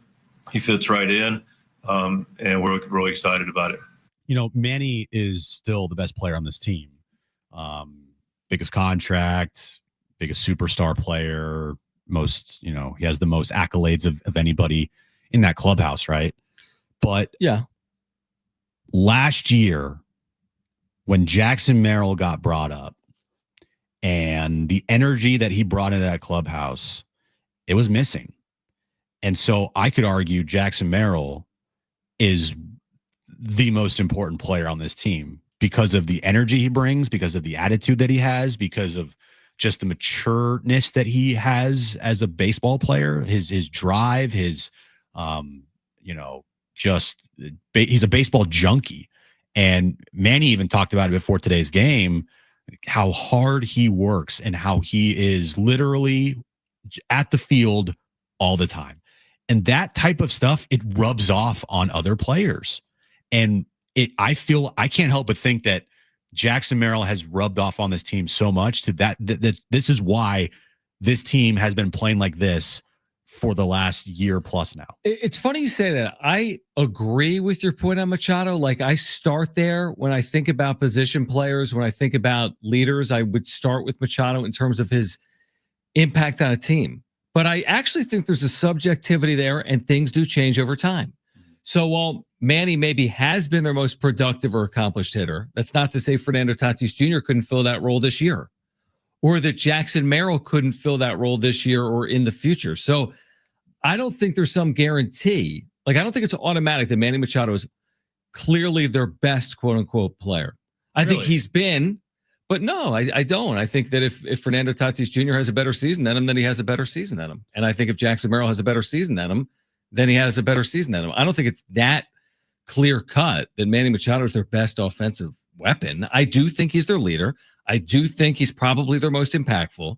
I don't think it lasts forever. And I think there'll be a moment in time where it's Tatis or Merrill. And I don't think it's that far off if I was guessing. Okay, I'll give you that. Yeah. I think what I'll say instead is Manny has the best resume in that clubhouse. Not close. Not even close. Not close. He's the clear-cut Hall of Famer. Not close. I agree. I think he is destined eventually for the Hall of Fame. Yeah, I mean, he doesn't have the World Series rings like a couple other people in the clubhouse have, but no, I agree with that point. His numbers, resume secure. Yeah. Xander's got a nice resume too. Manny's is better. So but Xander's got the rings. I still whose career would you take? I was about to say, I don't know, man. I'd probably take Xander's. I would too. If their careers ended today, I would take Xander's. I just am saying, when Manny Machado walks in that clubhouse, I'm with you. You know it.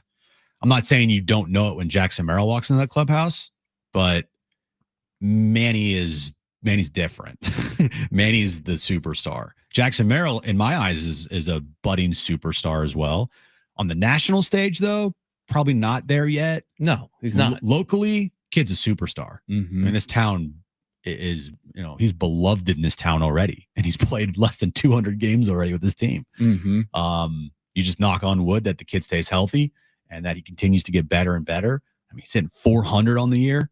He's been incredible. I just am looking at from like an attitude standpoint. Jackson Merrill, his attitude, I feel like has rubbed off on this team more than Manny's vibe, if that makes sense. I mean, honestly, the way I'll look at it eventually, because your points are valid, and again, it's subjective, and different years, different players are better. To me, what's going to matter the most is who carries them in a postseason. Mm-hmm. I've seen Tatis be brilliant. 2020, 24, small sample sizes. Yeah. Haven't seen it yet from Manny, Merrill, again, small sample size. Who's going to carry them to the next World Series, right? Who's going to help them get to their next World Series appearance? And hopefully Jackson Merrill is a guy that's going to have a chance to play not just in one World Series, but multiple World Series for the Padres in his career. I think it's at least possible. He's only 21. Mm-hmm. He's just fearless. He doesn't care about anybody on the mound. He wants to compete. He wants to face the best. I'm running out of things to say about Jackson Merrill today, John. I feel like I've said everything about him, but then you keep talking and there's just more things that you're discovering and there's more, words to describe Jackson, all positive. It is the Positivity Jon and Jim show for the foreseeable future until, we see what happens. Until they're down 2-0 on Friday morning. Yeah, then fire everybody. All right. Who wants 2 free tickets to see Willie Nelson and Bob Dylan on May 15th at the North Island Chula Vista Amphitheater? If you want those 2 free tickets, call 877-767-4760 right now. First 2 callers will be contestants for trivia. The number to call is 877-767-4760. We have 2 free tickets to see both Willie Nelson and Bob Dylan May 15th at the North Island Chula Vista Amphitheater. The number to call is 877-767-4760. Call right now. Mark Zeigler on the return of Magoon Gwath for San Diego State at 5. Kevin Acee on all the positivity for the Padres at 5:30. It's Jon and Jim.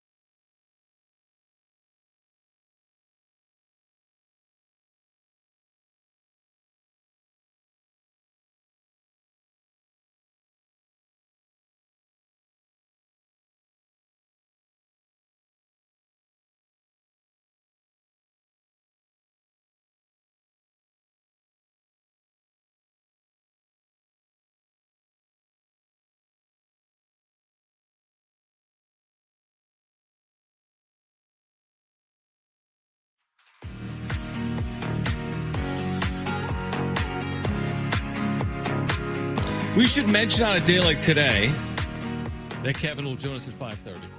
And Mark Zeigler is going to join us at 5 to talk more about Magoon Gwath, who, remember, he was in the portal. He withdrew from the portal. That was the decision that he made yesterday. So he's no longer in the portal. He has withdrawn from the portal. He's still going to go through this draft process. But if he doesn't go into the draft, he will return to San Diego State. That was the announcement. What we should mention today and what was discussed today during this press conference was what AJ Preller had to say about how Peter Zeigler would have felt about something like this, because Zeigler was the owner when the Padres drafted Jackson Merrill, and according to AJ Preller, would routinely ask about Jackson, who, by the way, during various points of his minor league career, did struggle in the minor leagues, including as recently as just a couple of years ago in A-ball. But Peter was very aware of Merrill's potential. Remember, they initially engaged Jackson Merrill in extension talks before he ever reached the major league. So this all started under Peter's watch.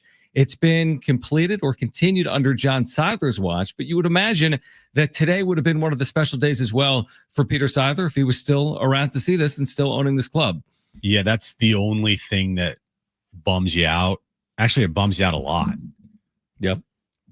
Peter never got to see Jackson Merrill play at the big league level.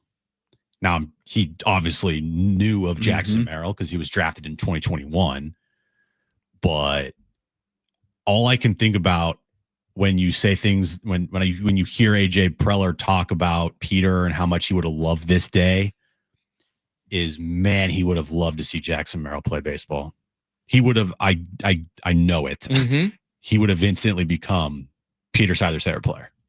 There's no doubt in my mind. Just how much Peter loved this team, how much he was a baseball junkie himself, and to see how much Jackson Merrill loves baseball and loves the Padres and, you know, his attitude and everything. There's no doubt in my mind that Peter Zeigler would have absolutely beloved and adored Jackson Merrill.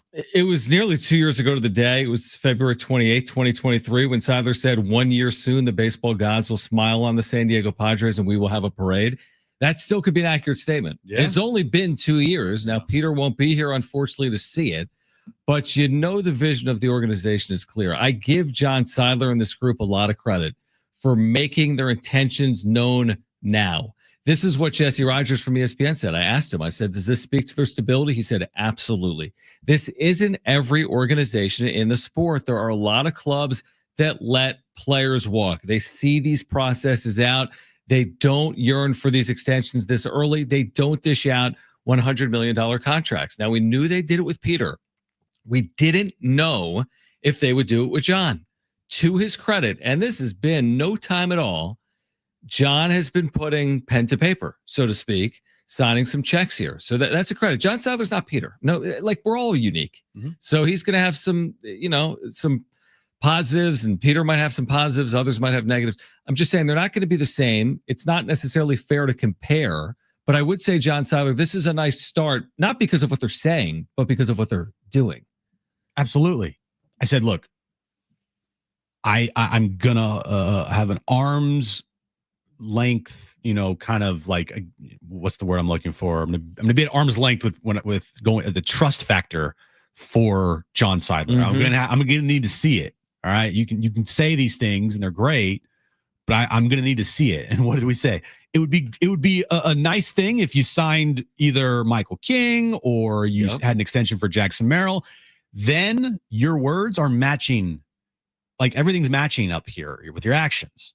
So look, it's still very early in the Jon Zeigler tenure. It's literally been a month, 7 games into his tenure. But signing Jackson Merrill as your very first thing that's on your resume as chairman of the team, you could not have started out better. You could not have started out better, especially with this kid.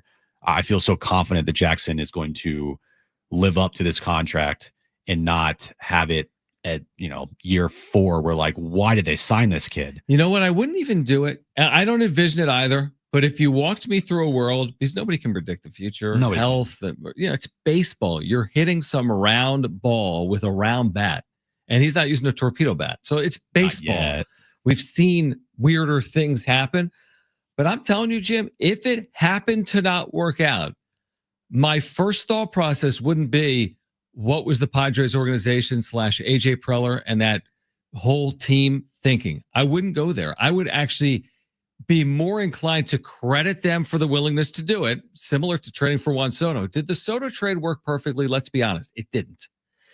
It worked well enough. Still would have done it, though. That's the thing. That's the key part. Would you have done it with the benefit of hindsight? I would have. And the thing with Merrill, nobody knows what the next 9 years looks like. And even if it's not what we've seen over these 150 to 200 games, I'm not going to discredit the organization for being aggressive here and trying to lock up a player that we've all seen with our own eyes have a potential to be game-changing. Well, let me ask you this. If I give you $1,000 right now. Thank you. Is that it? No, that's not it. I'll take it. First off, if I had $1,000, I wouldn't give it to you. Okay. But say I did, hypothetically, give you $1,000, and there's a bet out there that he's going to live up to this contract and he's going to hit. So there's two things. I can either put it on like red or black. I can put the $1,000 on he performs or he doesn't perform. Yeah. Does he perform the contract, outperform the contract, or underperform the contract? I can tell you what I would do. I'll put on outperform. I would 100% without hesitation almost. Well, especially because of the dollar figure, because let's be fair. Fernando Tatis Jr. as a young player got a much different deal. Now, longer years, more money. Called a statue contract. Right. And then, of course, there's been the adversity in there. Now, Tatis absolutely can still live up to this contract. He is a game-changing player in his own right. He does things differently than Jackson Merrill. But the thing with Merrill, Jim, is you don't need him to hit 500 career home runs. He's making a good amount, but he's not being paid like a top 8 player in the game. He's being paid like he's a performer, but he's not being paid like he's Juan Soto. No, he's not. And I still think he can definitely perform at that level of the players that you mentioned, their levels. I don't know if he's going to hit 45 home runs in a season or have a 970 OPS in 1 year. But hey, I mean, look, the kid has the ability, dude. He's got the ability. I mean, two home runs, obviously, here in the last 2 days. We've seen that. He'll go through these stretches. He did it last year where he's hit like 4 in 5 games, right? He's hitting 3 homers in 4 games. You're right. I think maybe he's still growing into his body, but he is, I mean, for a 21-year-old, he's as developed as you could possibly want at the major league level. But yeah, I guess the point being that at this price tag, he's closer to what they paid Jay Cronenworth than what they paid Fernando Tatis Jr. Not very close. Cronenworth 80 over 7. Yeah, this is 135, but it's more years. So it's actually a much more similar deal to the Cronenworth deal than it is to, for example, Machado, Bogarts, Tatis. Bottom line, I'm betting on the kid to succeed. I'd bet on him if they paid him more money. I just am. Yeah, you're right. If they gave him a $200 million contract, I'd be like, I'm betting on him to succeed. I agree with you. I have seen enough to feel confident enough that he is going to perform. Tell me I'm wrong. I mean, has anybody seen something out there from Jackson Merrill where you're like, yeah, I don't know yet about this kid? Because I've yet to see it. Yeah, like what is the part of the game where you're like, if I could put pixie dust on this area of his game, in what manner would you do it? I mean, like you said, is he ever gonna? Would I want him to hit 45 home runs? Sure, but you want every position player to hit 45 home runs. I'm more or less talking about, to use another analogy, using like a black light on a sheet. Where's the part of the sheet that you would uncover? You're like, I don't know about that. I don't like that part. Right. Like I doing a black light on Jackson Merrill comes back pretty clean to me. So far, so good. There's not one thing that I'm like, nah, I don't know about that. His attitude, the way he plays the game, he's out there every day. He performs. Everything about the kid. Love it. Kevin Acee with more. He will join us at 5:30 on this maybe franchise-altering day for the Padres, locking up Jackson Merrill, doing it at a quote-unquote affordable price. Mark Zeigler, though, on the other side.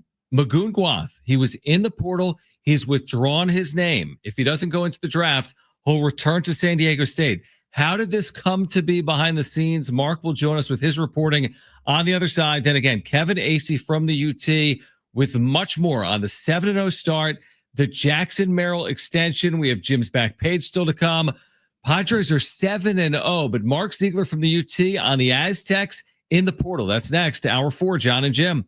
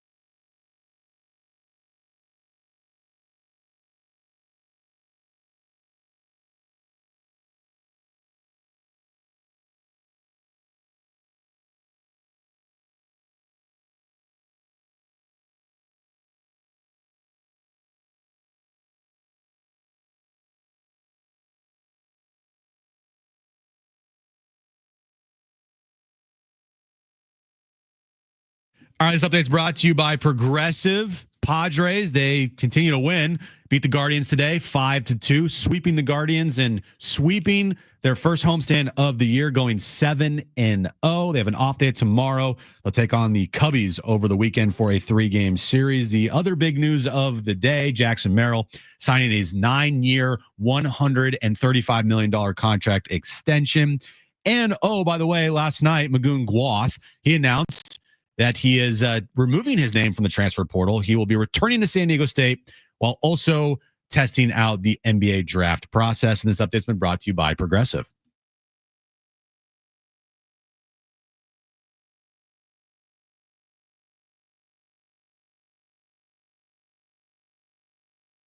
All right, final hour, Jon and Jim. Should be a good one. Mark Zeigler will swing by hopefully momentarily. So we'll try to connect with Mark Zeigler as the music cuts off. And Kevin Acee, our Padres insider, on this record-breaking start. It is. The Padres are 7-0. They completed that sweep of the Guardians today, 5-2. And, oh, by the way, Jackson Merrill gets a 9-year extension today, totaling at least $135 million guaranteed. So we're going to catch up with Mark hopefully momentarily, and then Kevin Acee in about 30 minutes. What else do you want to see happen, like, in the sports world in this town? That's realistic. That would just be like, oh, there's another thing. We'll talk about that in a moment, but right now we do have Mark Zeigler. His reporting has been outstanding throughout the start of this offseason, where things are so unique now in college athletics with the portal, and it's never finished, right? It's always playing out right in front of our eyes. Mark, I will be honest with you. I'm sure you've heard other people say this here to you over the last 24 hours. I did a double take when I saw your tweet last night. I had just expected, I'd kind of moved on from the idea that Magoon Gwath would be returning to San Diego State. So kind of take us behind the scenes. How did this come to be with Gwath removing his name from the portal? And if he doesn't end up in the NBA draft, he's going to return to San Diego State. You know, I mean, there started to be some rumblings a couple of days ago that he was considering a return to San Diego State. I didn't believe them because I just thought the money was too great, and he had made his decision. And but as yesterday started to progress, you started to see these crystal ball predictions, and one after another started saying Kentucky, Kentucky, Kentucky. I had a couple people from Kentucky reach out to me, and then they sort of said, something's not right. We thought it should be done by now. It's not. Something's going on. And that's when I started, my antenna sort of went up. And I was actually at the Padres game last night when all that went down. And I was writing a story on my phone from the press box. Wow. But yeah, it was an unexpected, at the start of the day. But as we got into 4 and 5 o'clock and I started hearing from these people from Kentucky saying something's not right about this, I started to think, gosh, could this really be true? But even knowing all that, when I actually talked to Ryan Dutcher last night, I still couldn't believe it. So what do you think was the deciding factor here for him to return? I mean, it obviously wasn't money. What from your sense and your reporting do you think was like the main reason why he returned? I think he all along wanted to be at San Diego State and stay at San Diego State. And in a perfect world, he's a young kid, right? And it's a little scary, all of a sudden you got to go to a new team, a new program, and new coaches, and new everything. And so I think in his heart, as Brian Dutcher said, he wanted to stay. The problem was just making that work. And I think as he started to do Zooms with other schools, I think that reality of going somewhere else started to hit him. I also think in the back of his mind, he knows he has a chance to make a lot of money in the NBA. And if you play your cards right, develop right, you're going to get there. And this is the best development move that he can make. Maybe he'll end up in the NBA next year, and that's still a possibility.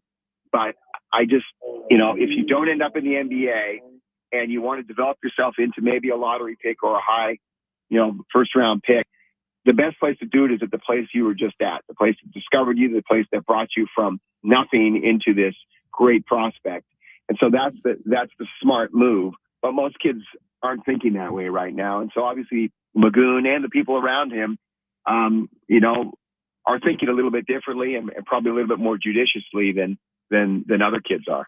Really good insight. Mark Zeigler from the UT. So if we take a step back for a moment, and if he does return and isn't in the draft here in 2025, what could this mean for San Diego State's ceiling next year? Well, they just landed this guy, Sean Newman Jr., who is a true pass-first point guard, which is exactly what they need with all this sort of embarrassment of riches around him. I really think they could be good. And you have to see it on the floor, and you have to actually win the games. You have to stay healthy. You have to find some sort of chemistry and find an offense that fits and suits these guys. But, I mean, when you look at it, you're going to have the number 3 assist guy in the nation as your point guard. You're going to have Miles Bird, quite possibly, assuming he doesn't go pro, as a off guard. You're going to have Reese Waters, who was a preseason all-conference player, and who might be their best player, including Magoon and Miles, as another guard, and he's a big guard, lots of experience. You're going to have Magoon, who is the most unique player in the country, 7 feet, block shots, but can shoot threes.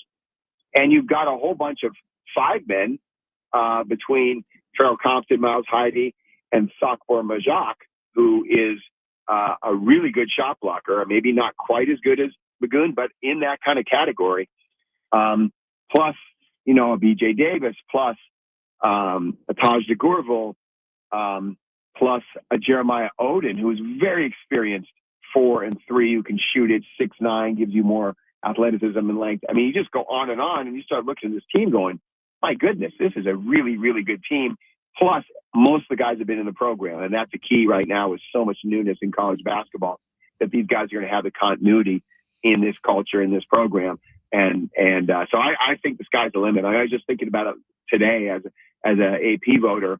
Where would I put them right now? I think right now I'd probably put them in the top 15. I mean, I think they're going to be that good. Wow. Love to hear that. Mark, you talked to Dutch. We talked to Dave Velasquez earlier in the show, but when talking to Dutch especially, could you sense maybe a shock from him, like surprise, or how did he, I guess, react to Magoon returning when you can hear him talk? Well, the thing about Dutch is, like, when Nick Boyd left, and I spoke to him about that, there's no surprise, there's no emotion. He's learned through years and years of coaching, you have to take your emotion out of coaching to make rational decisions. And he's taken the emotion out of this. He understands. He's the adult in the room. Everyone else freaks out. Yeah. But he's the adult in the room, and nothing surprises him anymore. Whether that's Nick jumping in the portal when no one thought he would, or Magoon jumping out of the portal when no one thought he would. I just think he realizes it's a crazy time, and you just have to keep plugging ahead every day, and what happens. So I think he's the least surprised of everybody. I think everybody else around the program is a little surprised, but Brian Dutcher, nothing surprises him anymore, and he's seen everything in his career, so there's nothing he's going to see that's new. Mark Zeigler with us right now, covers, of course, San Diego State basketball for the UT and does a terrific job in that position. A tricky putt has been keeping rosters together when portals are open. I mean, I recall last year, sometimes you think something's going to happen, and then things do change, especially as you get late in the process. Maybe the money increases elsewhere. Will they, in your opinion? I mean, do they have a good shot of keeping all these pieces together, or is there an expectation, because there's still another 20 or so days, that change could absolutely come? Yeah, you don't know. Yep. I mean, just we've learned with Nick and Magoon, you really don't know. And anyone who thinks, okay, it feels comfortable, is misguided. April 22nd is the close of the transfer portal. And what happens is, guys jump in early, right? And then teams start to build a roster. And then the guys who plan to stay sometimes don't like those roster pieces, or don't like where they think they're going to fit in, and they jump in the portal late. Or there might be other reasons. We saw it last year with Elijah Saunders out of the blue. I mean, literally days after hosting a recruit, because he's the best recruit host and the best representation of the program, they felt, and did such a great job. And a few days after we hosted a big man recruit, he's in the portal himself. And so I think they've learned from that experience, and they're not going to start counting their chickens in this roster until April 22nd, and then they'll really move forward. But in the meantime, they're going to keep adding pieces, and they still have the really big piece I thought was the point guard. They just got that done. They still need to find a rebounder. I think they need another shooter. But they have some more scholarships to use. So I just, it's hard to say that no one else is leaving. I think all the guys are committed to it right now, and I think they're probably getting pretty excited. Mm-hmm. The one thing that every player has to balance is are you going for the money, or are you trying to be on a really winning team? And knowing that, rising tide floats all boats, this could be a really, really special team. That's got to be worth something. So I think even the guys looking out there going, man, that the portal's exploding, I really could make a lot of money, are going to have to weigh that with, man, I'm not sure I can go to a better team than this. All right, Mark, I'm going to put my conspiracy hat on for a second. Dave Velasquez on with us earlier today told us a story over the weekend where they went to a function. When he showed up with his kids, Lamont was there, Michael Parrish was there, you had a couple other players there, and Elijah Saunders was there. We know how tight this group is. Elijah just entered the transfer portal earlier today. Miles Bird retweeting him, saying something along the lines of like, yeah, E, with like a fingers crossed emoji. Anything there? Again, you never say never. It's rare that a kid comes back to the school that he left. He really left them in a lurch.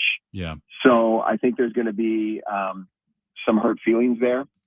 I'm not sure they really need him right now. Mm-hmm. I'm not sure he's starting in this roster. He's going to come back to sit on the bench. Yeah. They just signed Jeremiah Odom, who kind of fills that spot. And I don't know what his value is. I mean, his value is probably a little bit higher than what they would pay. So I know the players are certainly Miles wants them back because they're buddies. They came up together. But it's going to be interesting to see if they can fit him in and if he really fits what they need. So much of this for them is fit. That's why Sean Newman, and I know everyone's talking about Magoon, but I can't tell you. I mean, I talked to him on the phone. I'm about to post a story on him. This is a really, really good kid. He's really old. He's 5 years out of college because of COVID. He went to a JC. They didn't play a year. Then he got hurt. Then he played a year. Then he played two. This is an old, mature kid who just wants to win. And it's so perfect for what they need. And so that's what I'm talking about when I say fit. That's what they're looking for. So I think it's more fit than it is emotions and trying to get the band back together. I'm so glad you mentioned like the age, because you've heard Dutch as often as I have, if not more, say, an old team is a good team by and large. And last year he didn't have that, yet he still brought them to the NCAA tournament, which was quite the accomplishment when you consider some of the injuries they dealt with, including Reese Waters and, of course, Magoon Gwath there late in the season. But all of a sudden, Mark, to your point, you look up, you had a sixth-year player in Odom. You add a player in this point guard that's 5 years removed from college, to your point. If you retain your roster, they're all a year older. Like they went from one of the younger teams without the continuity to one of the older teams with continuity, and they seemingly maybe have done it just overnight, in just a couple of weeks. Yeah. And the thing, that people need to appreciate, because most fans just look at their own team and they think, oh my gosh, the transfer portal was crazy. You lost this player. They are in better shape than probably 99% of teams across the country. Indiana has no roster. Or let's just look in town. UCSD, I feel awful for them. They have this incredible season. They have this historic season. They go to the NCAA tournament. They nearly beat Michigan. They are decimated. Their top four leading scorers, gone. 5 of the top 6, gone. Their 2 incoming freshmen reopen their commitment. Their coach, gone. They have a hiring freeze. They can't hire assistant coaches right now. I mean, that's a roster in major need of a reconstruction. And it wasn't just their 3 best players who left. It was their 3 players who left. I mean, those guys did everything for them. And then you go over to USD. They have 11 players in the portal. They only have 3 scholarship players on the roster right now. Now, 2 of them are their top 2 leading scorers, so it's a good place to start. But, I mean, that's a lot of roster construction you've got to do. We're already a week into the portal, and they haven't added anybody that we know of. I mean, San Diego State's in really good shape right now. Now they're just fine tuning. They're just looking for a and you maybe need a rebounder or maybe get a shooter here. Or gosh, we could take another high school kid with one of our extra scholarships here. And that's all they're looking at. I mean, I think they have 3 scholarships left. So, or maybe even 2 now that Magoon's coming back. So, they're in you just have to keep the perspective. They're in really good shape. Yeah, it's well said. I'll tell you, Mark, when I saw your tweet, I think I had just assumed that he was gone. And the way you wrote it before I clicked in the article, it said SDSU fans will be very, very happy. I was like, does he mean unhappy?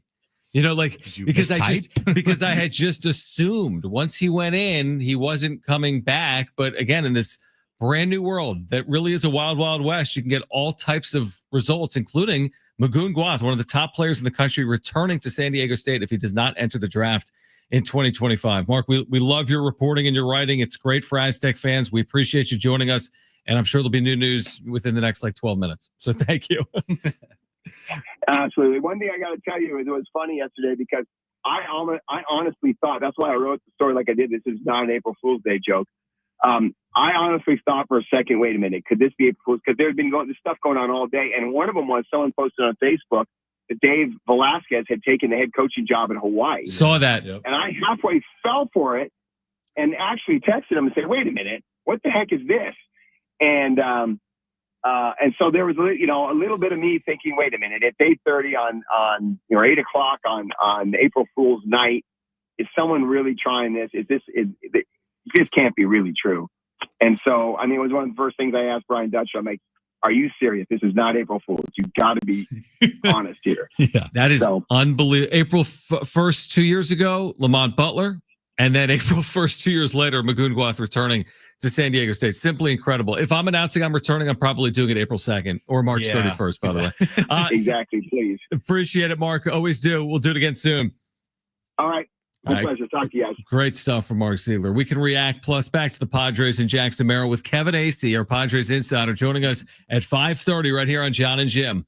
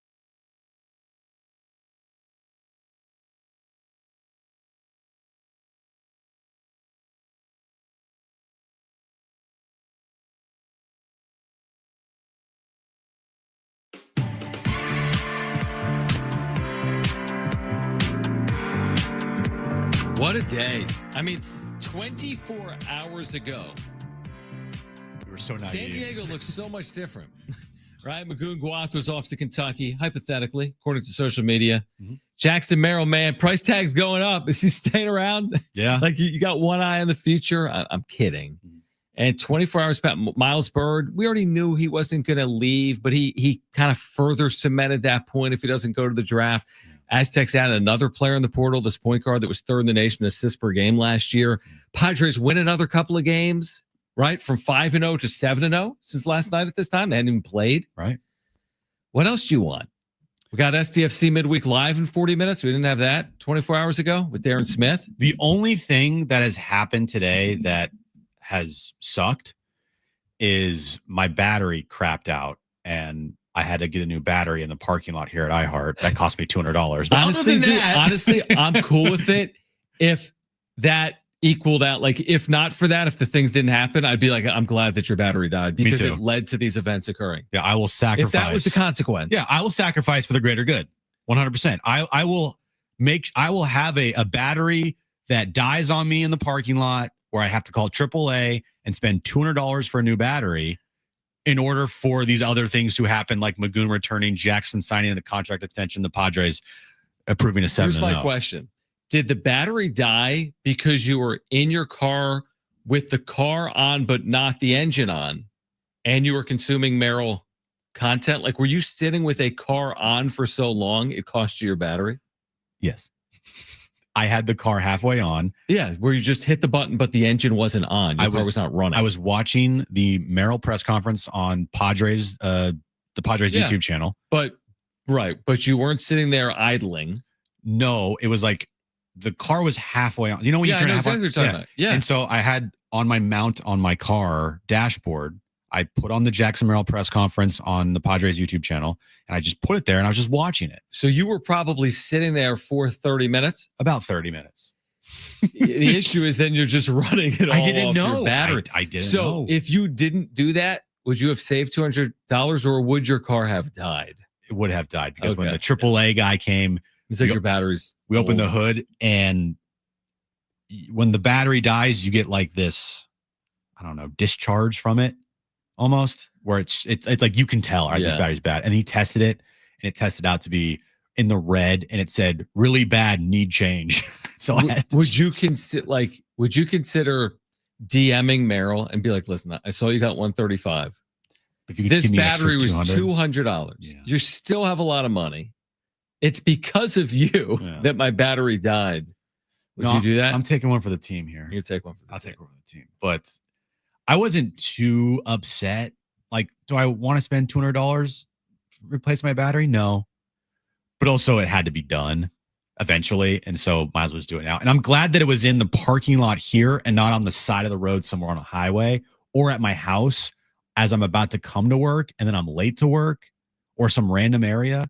And thankfully I have AAA, so it was all fine. Yeah, that's such a good point because on a day like today, where we have so much to talk about and there's so much excitement in the sports scene in San Diego, imagine if you got into your car at 1 p.m. because you're like, yeah, I'm home. I had things to do. I'm going to race into the office. I have a show in an hour.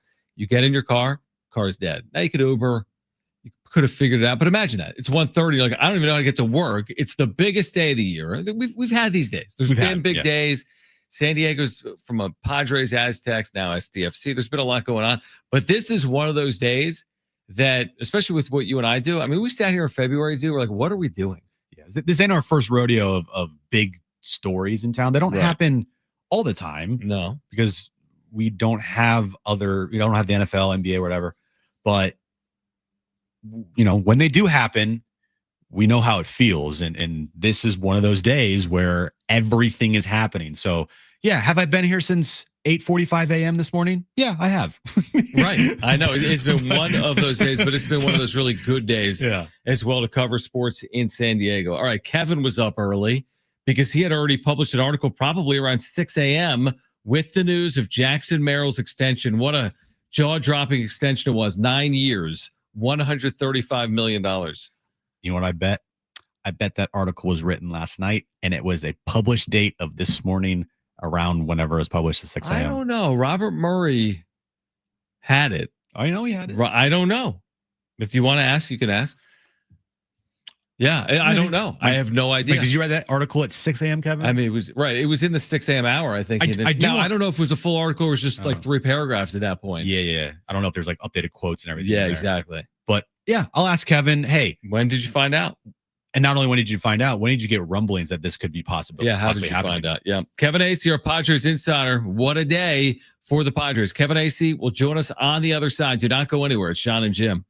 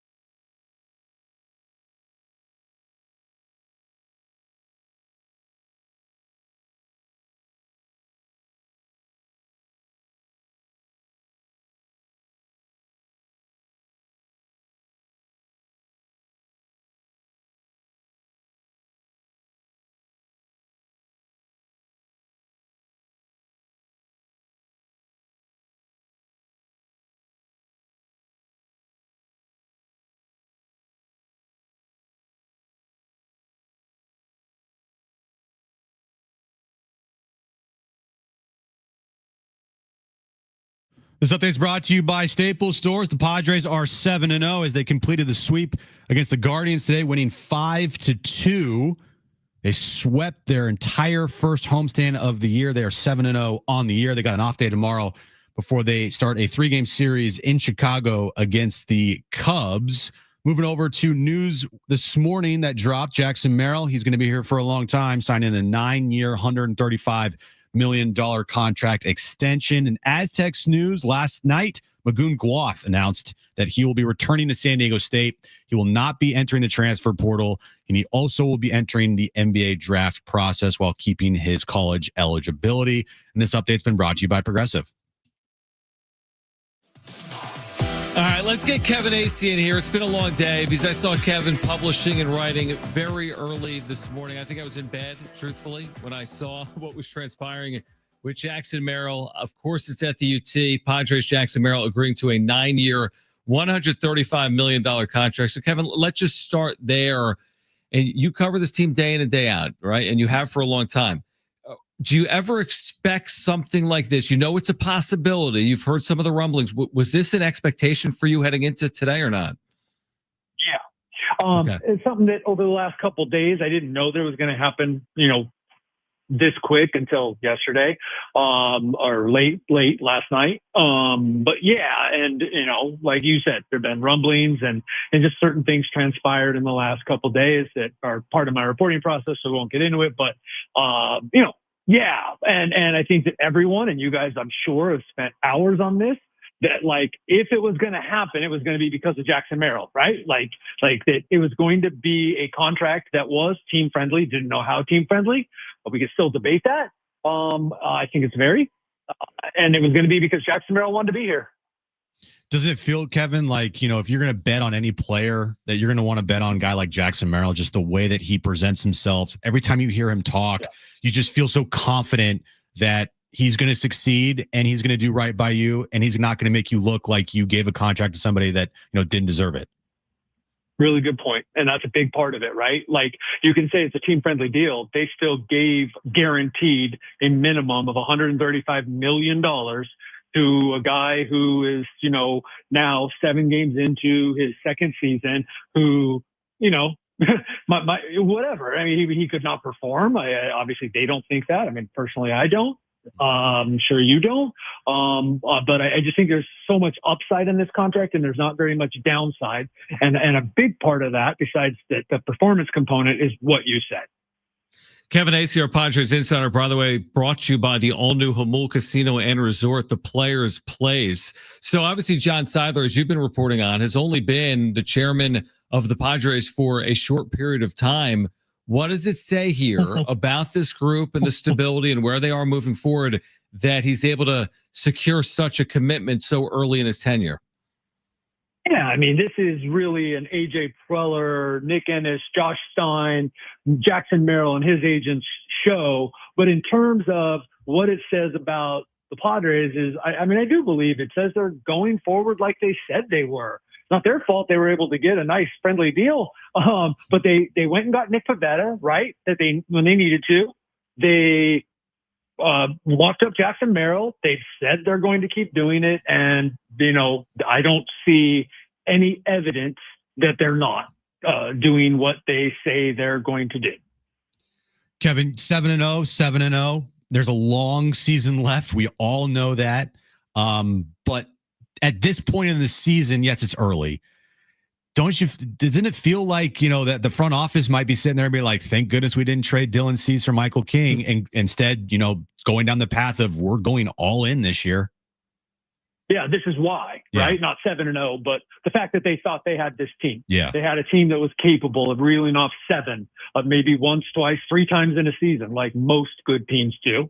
And so, yeah, that's why. And I think leading up to the season, we talked about why it probably wouldn't happen that they would trade those guys, because it is about 2025. So, again, and I happen to be writing about it right now for tomorrow's newsletter, is it's really about the process, right? Though, I don't know, I haven't done the math, but if you, have, let me know, save me some time. But I've just spent a lot of time downplaying the start, in terms of 7-0 or 5-2, whatever. It'd be a good start if they were playing like this, right?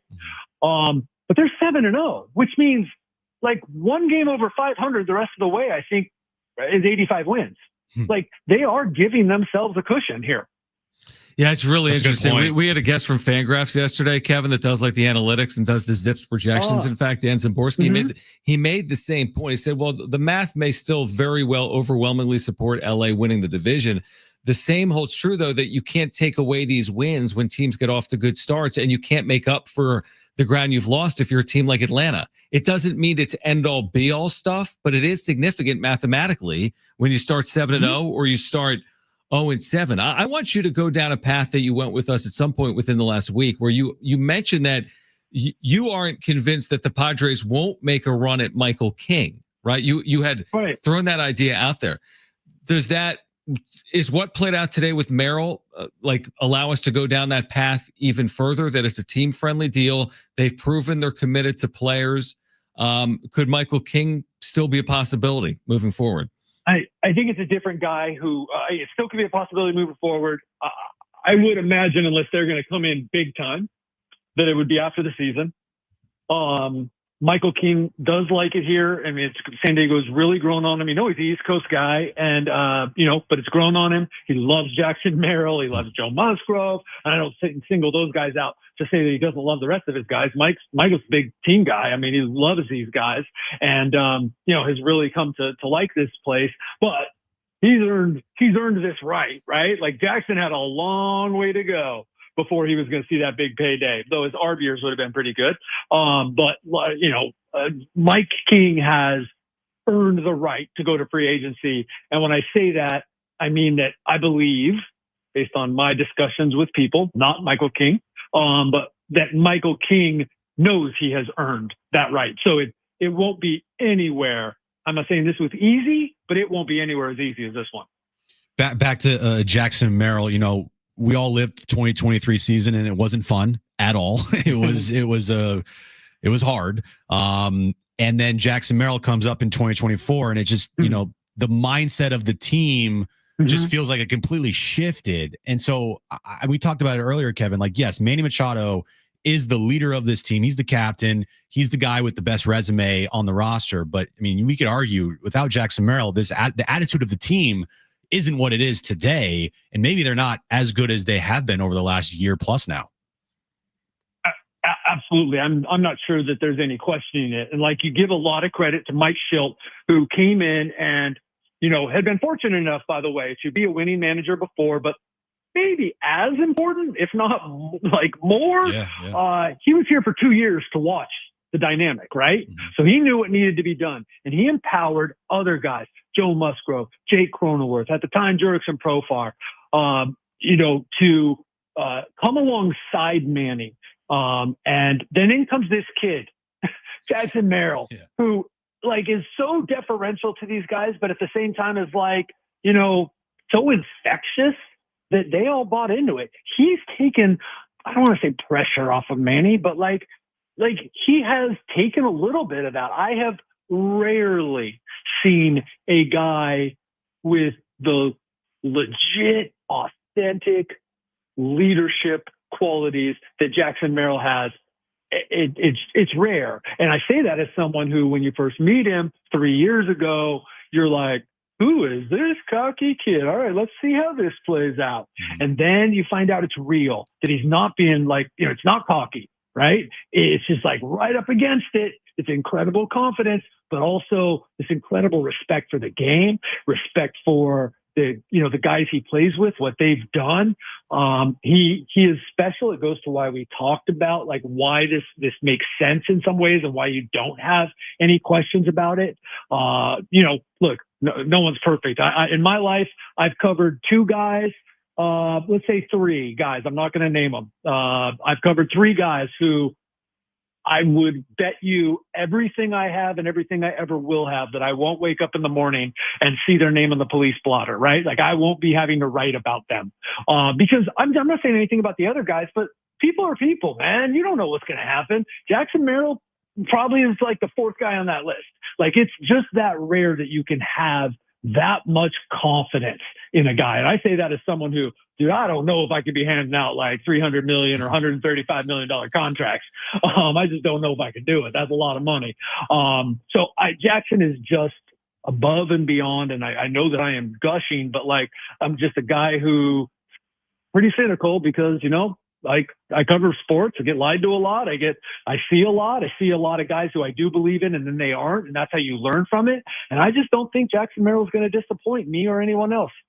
Kevin Acee, our Padres insider. That's well said. It's a good perspective. It's okay to gush today over Jackson Merrill. I mean, he's earned it. He's earned it. And I wonder, moving forward. True, right? Gushing is okay, right? Yeah. When it's true, I wonder what type of growth or potential or ceiling there is when a player performs like this so quickly.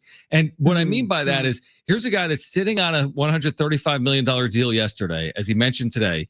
He goes out and homers last night. He signs this deal and talks to the media this morning, and then he homers again today.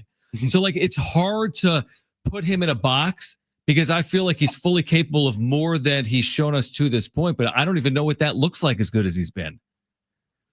You are making a point that is dear to my heart. And what I have found over the course of my career is guys that rise to the moment, they're just different, right? Jackson, this is what I knew. I mean, when he hit that homer, that's about the time I found out that it was going to come down, needed to get some more details and stuff, but, needed to kind of work out some logistics. But I'm like, oh, crap, I think this is happening. Yeah. And I'm like, dude, just homered. Right. He knows it's happening. Yep. He don't care. And what I love about that is that's kind of exactly how Jackson would say it, right? Like he's like he said in his press conference today, talking about, absurd deals and, all that. Like, he just talks and so he knew that. And then the same thing today, right afterward, just basically everything you said, the moment is not too big for Jackson because every moment is a moment to him and he just plays the game. And when you're guys like him, I'm not just when you're elite players, right? You slow the game down it's not that big of a deal. And then it comes across to guys like you and I as, wow, he really rises to the occasion. And that's what special players do. Yeah. I mean, he's just a special player, special kid. He's beloved in this city already. And it's just so early on in his career. Yeah. What a great city. Do San Diegans who've been scarred going back to when I was 8 years old and Dave Winfield left, right? Don't have to mention the Chargers, but I will just to make my point. All the players who would leave here, maybe not of their own volition, but they were traded, right? There's a lot of scarring here. Plus, we got this kind of inferiority/superiority complex with LA. But San Diegans love San Diego. And there's only one thing we love more, right? We love Tony Gwynn was a Hall of Fame player, but that he chose to be here all those years. Yeah. This is people like Jackson Merrill. There's people probably already want to buy him a statue. Just if you're a longtime San Diegan, you're like, he loves us. And I just think it's perfect. It's perfect. Well, it's also perfect. And as we wrap here, it was interesting. He referenced you specifically, where he's like, listen, I might read you and I might go through a slump, but I thought he had kind of, I don't even know the word I'm looking for, a lot of maturity for understanding that dynamic. You know better than I do, Kevin. Not everyone understands the dynamic between a player and a media and what your responsibility and job is. And that can cause friction. Now you're getting to the heart. Yeah. Jackson's a throwback. I remember it was last May 3rd, I think, and I just written about him being in his first slump and, kind of some adjustments he was trying to make. And he's walking out of the ballpark in Arizona with his girlfriend, and he's kind of, lights me up a little bit about writing about it. A little smile on his face, but he lights me up about it. The next day goes on a tear, that lasts for 3 weeks or whatever, right? Or a couple weeks, whatever. In July, he goes home to Washington, near his home. I write, he's coming out of the All-Star break. He's in a slump. He is, after the game, just faking like he's not going to talk to me, joking. And by the way, I'm talking about this now only because Jackson he brought our inside joke public, right? And he's just lighting me up and just, it's also, again, a little bit of a smile, but also a little bit of the red ass, right? And what happened the rest of the season. Guy was just, he was good. Him and Manny carried the team. So it's always been every time, and there's probably been a dozen or more that he'll just bust me, including a couple days ago. I'm like, you're welcome. Every time I do it, you go on a tear. So, let me know next time you feel like you're slumping. Well, you'll take 2%. Your 2% is 2 points. He will acknowledge that he reads stuff, whereas other guys in here, not to name names, will pretend like they don't until all of a sudden they're yelling at me, and I'm like, well, golly, how did you know that? Well, I read everything you write. Oh, okay. I thought that you didn't because that's what you said. Anyway, whereas Jackson is the old school guy. This is the second I'd walk in the clubhouse back in the 90s. Hey, get over here. And then with some other colorful words. And then we talk about it and it would be over and then everything would be fine. And I do miss those days. And so if you wonder if I'm a little partial to a guy who's a pro. And look, I've proved that I'll write when he's doing bad. So this isn't about me showing him favoritism. It's just about my respect for him and I'm a guy, thank you for giving me the soapbox. I don't give a crap how you treat the media. I don't. It's not important. Except when it is, except when it's a part of the whole package. And so Jackson, in his respect, and especially I think for everyone, gosh, he'll stop for anyone. But especially for the beat writer and the guy who's around all the time, he shows those guys the respect that he feels like, oh, well, hey, they're doing their job too. And that's how it used to be. And so I'll sound like an old man, but I do think it is all a part of who this guy is. Amazing, amazing insight. Kevin, great reporting. We will do it from Chicago, Illinois on Friday at some point after game 8. Thanks, Kevin. Take care. All right, Kevin Acee, our Padres Insider, brought to you by the all-new Jamul Casino and Resort, the Players Place. Forget Jim's back page. I love Jackson Merrill. We'll react next.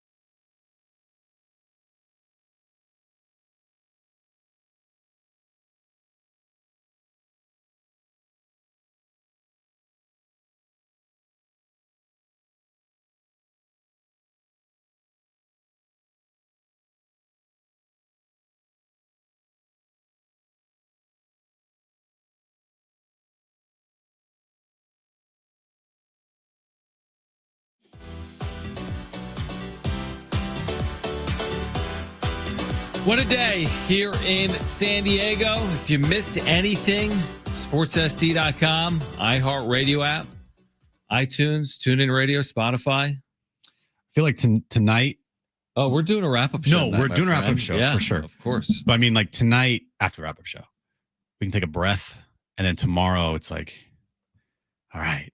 Not as hectic. This is the last show. What do you say? This is it. Oh, is it? We've reached the pinnacle. We've reached the summit. Cool. There's never, you didn't know, sports are over. Oh. This was the end of sports. If the meteors did hit right now, I think everybody would be okay with it. Like of course it hit now. Of course it did. Everything's great. Yeah, everything's awesome. There's always something I've learned in doing this and in covering sports and in watching sports and in fandom. Unless you root for the New England Patriots or we're a teenager in Boston over that 12-year run where everyone won. Everybody. Celtics, Patriots, Bruins, Red Sox. Or Yankees fan in the late 90s. Right. You know what I mean? Yeah, there's examples. Don't get me wrong. There's examples. There's good examples. But for 9 out of 10 fans, more than that, there's way more heartbreak than there is ecstasy. Euphoria. Yeah. As a cynical person as I am, as good as this season has been. This season, it's been a week. I know. Feels like a year. Opening day was last week, right? No, it was less than a week. What's today? Wednesday? It was Thursday. Less than a week ago. It wasn't 8 days. I mean, we haven't had another Thursday since the last one. We haven't had more than one Thursday. It's been less than a week. Right. But you can't help but think like this is going too well, right?